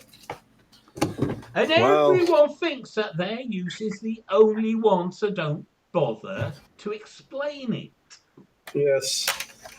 Well, I can even go one further with that one. I have, for a period of time at my work, been part of the OR, ondernemingsraad. Basically, the workers' organization within the company to keep track of if everything is working right and all that. And we constantly use abbreviations. But within our line of work, certain abbreviations can have multiple meanings. Yeah, And of the course. abbreviation Yeah. is precisely the same, but the meaning is completely different because Yeah. there is ZZP as in zorg zwaartepakket, which means how heavy how hard the work is around the patient, or there is ZZP, zelfstandig werknemer, which basically means independent worker for your company. So it's someone who hires themselves out privately. But it's both ZZP. And Yeah. I tried so very hard for the 2-3 years that I was in that commission. I tried to stop them from using abbreviations, especially because. Well, And I mean, no, abbreviations are fine. examples. But No, here's no, the no, no. Abbreviations are fine. The not in standard this case, though. the abbreviations are fine. The standard is the first time you use it, you explain it. No, not in this case, because both of the abbreviations are ZZP. Yes. And they can both be used in the same text.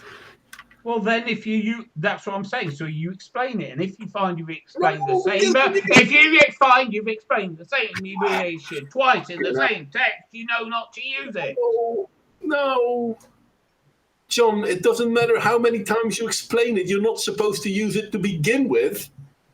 And they didn't want to explain it, and they didn't want to keep using it. I'm just saying that as a general rule for abbreviations. The first time you use it, you say what it stands for. Yes. You don't.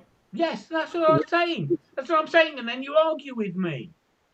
No, because the point I was trying to make, because yes, I agree with that, but the point I was making was that they have two different abbreviations, meaning something completely different, still both being used in the same text. So even if you would write the first one out full. No, I understand. We've dealt with that. We've dealt with that. We've dealt with that. What's the problem? So your example of, well, people using abbreviations. Mine wasn't an example. I said as a general rule. I didn't say example. I said general rule That what one Fair. does with, I was talking generally, that what one does when Yes. one uses abbreviations, you must Yes. specify it the first time, because people do not. And They then the just throw example. it out assuming you know what they mean. Yes, and then I gave as example how indeed they do not. But even if they would have, it wouldn't have made a difference because we have two abbreviations which are spelled completely the same, which mean something completely different. Mm-hmm. Yes. In the same text. Yes.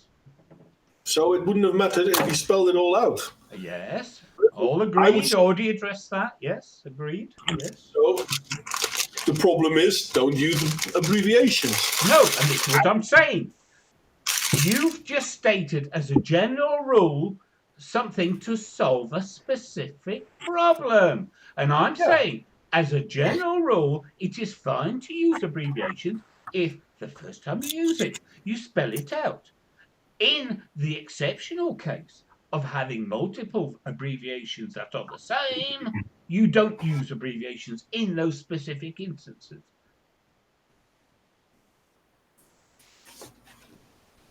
Whereas you Well, wanted to say, because of this one specific problem, you must never use abbreviations. And I'm saying, no, you can, but you must, which most people don't bother to do, spell out the first time you use an abbreviation what that abbreviation stands for. And that is where most people fall down. They think, oh, everyone knows what this means. And not necessarily, because it's always the first time. So everybody has a first time.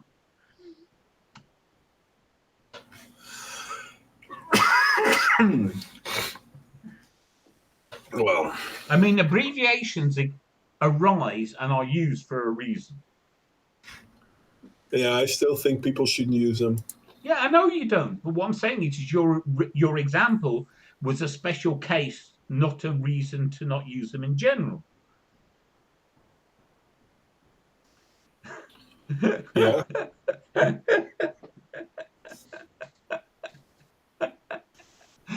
Sorry, I was laughing. I was laughing before I saw the punchline. It's even funnier with the punchline.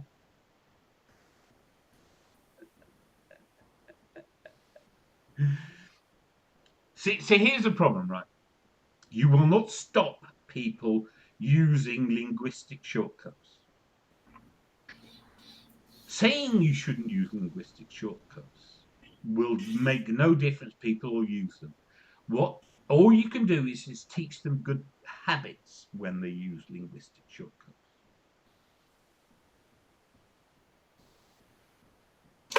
Yeah. Well, there is that.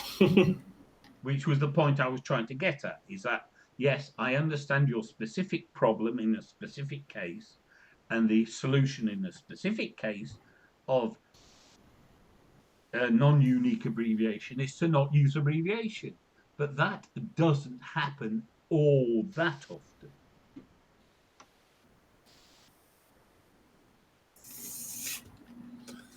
Well, I don't know if it happens that. I mean, it's common where I work, but Yeah, okay, fine. But okay, so I went to the LSE. What's the LSE, you might ask? London School of Economics. The LSE is also London Stock Exchange. And both might be used in similar contexts. So when someone says blah, blah, blah by the LSE, they need to elucidate the first time what they mean by LSE in that context. Yes. But so what if, it doesn't invalidate the use of them in absolute terms. It just clarifies. Which do you mean? yes. So then, what if both of them are part of this story?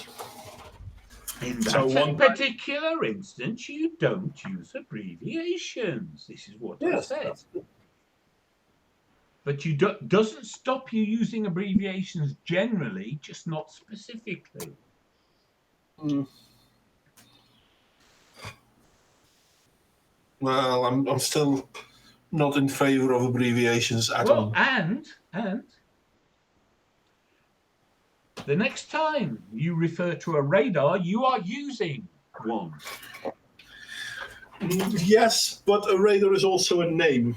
Because it was an abbreviation that became an acronym, which became a word. Yeah, fair enough. But by And that that, way, no, and that, it yeah, but it put doesn't it off happen in time. instantly. It doesn't happen instantly. Your abbreviation becomes an acronym, becomes a word. Yes, it doesn't have to happen instantly. That's not the point.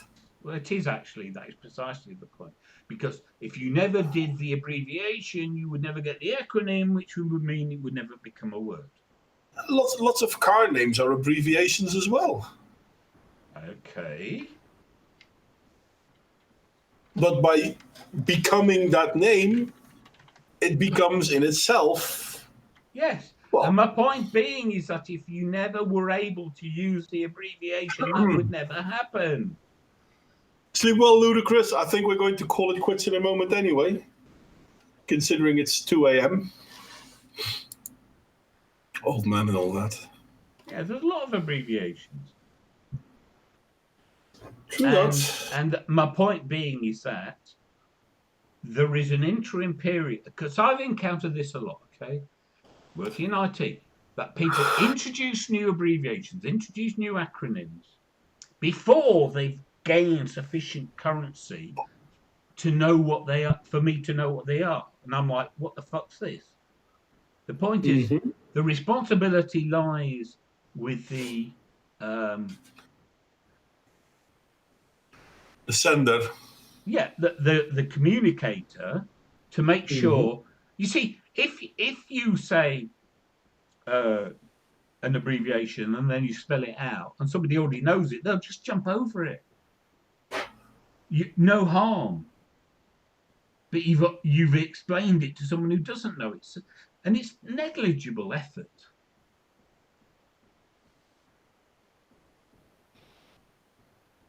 Yeah.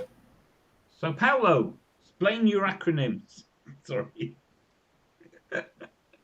You do what you want. None of my business, but I'm just saying. Funny about Alfa Romeo, because Alpha is the first letter of the Greek alphabet, and Romeo is Romeo, wherefore art thou Romeo? And interestingly, they have a model called a Giulietta.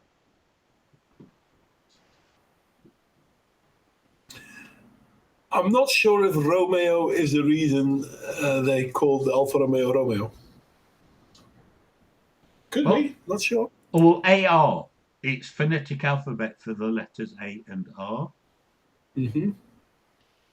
But I'm just saying, Romeo, wherefore art thou Romeo? And they have a model called a Giulietta. I think that's a nice joke. I think that's an amusing thing to say. Yeah. Oh. So Romeo has his Giulietta. Yes. That is true. Even if cars are female. So cars were transsexual long before people.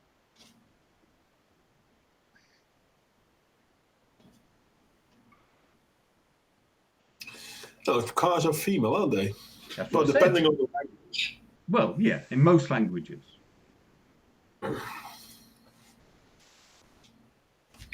Yeah, there are also languages where they don't have male, female. Lombarda. So they're in Lombardy. Fabrica Automobili. Anonima. Yeah. I don't know what anonima is. Anonima Lombarda Fabrica Automobili became Alpha. Yeah, I knew Fiat was an acronym. I didn't know what it was an acronym of. And now it's Bitch of America. Chrysler or somebody, isn't it? Fiat. Yeah, they're owned by Chrysler, so they're the Bitch of America. Okay.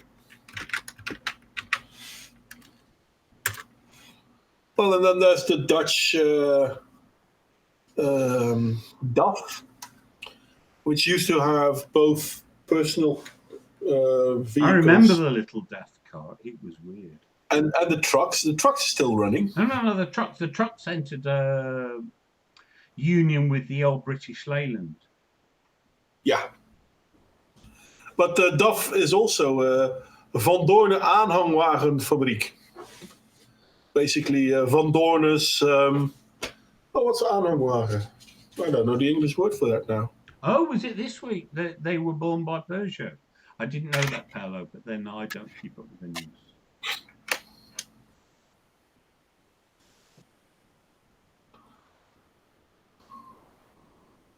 Yeah, it's conglomeration and consolidation into fewer and fewer companies seems to be it just seems to be a natural trend in anything subject to massive economies of scale. Just seems to be what happens. No, I mean you look at so many industries, right? When personal computers were first a thing, there were all these people making personal computers, and then it just consolidated down, and then now you've got like 5 or 6 worldwide producers, and you've got the tiny localized custom manufacturers with precious little in between. So in other words, you've got your mass market who no one can compete with on price, and then you've got the people who compete on giving people what they actually want instead of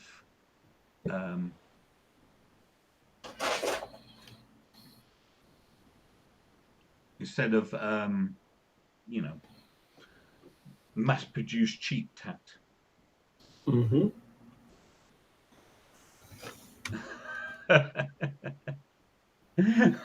I'm sure Jaguar were called Jaguar before the Germans. That's funny. Also, curiously, Daimler was a British company, but also the name of the guy who invented the was it diesel engine? Something Daimler did something or other inventive in automotive, but was a German, and it was Daimler Benz. So you have these two Daimlers. You have the German Daimler, and you have the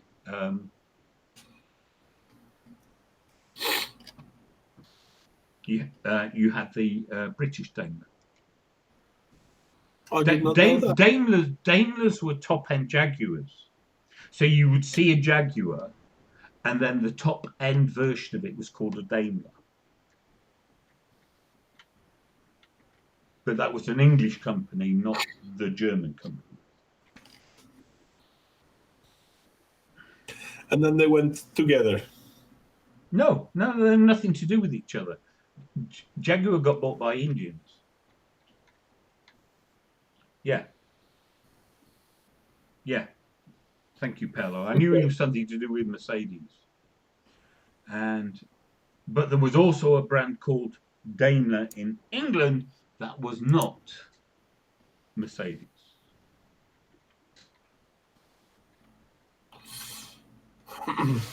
Well, anywho, considering the time we've been running it late, I think I'm going to log. Okay, hang on. I'm just checking his facts. Swallow Sidecar Company in 1922. SS Cars.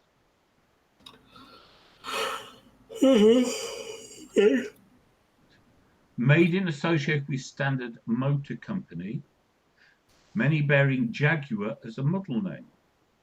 The company's name was changed from SS Cars to Jaguar in 1945.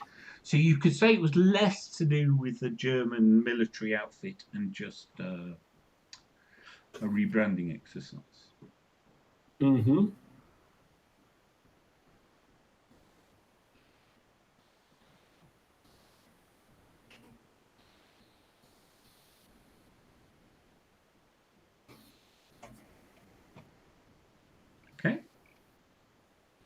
So we're Daimler. Ah, there's an entry on this for Daimler.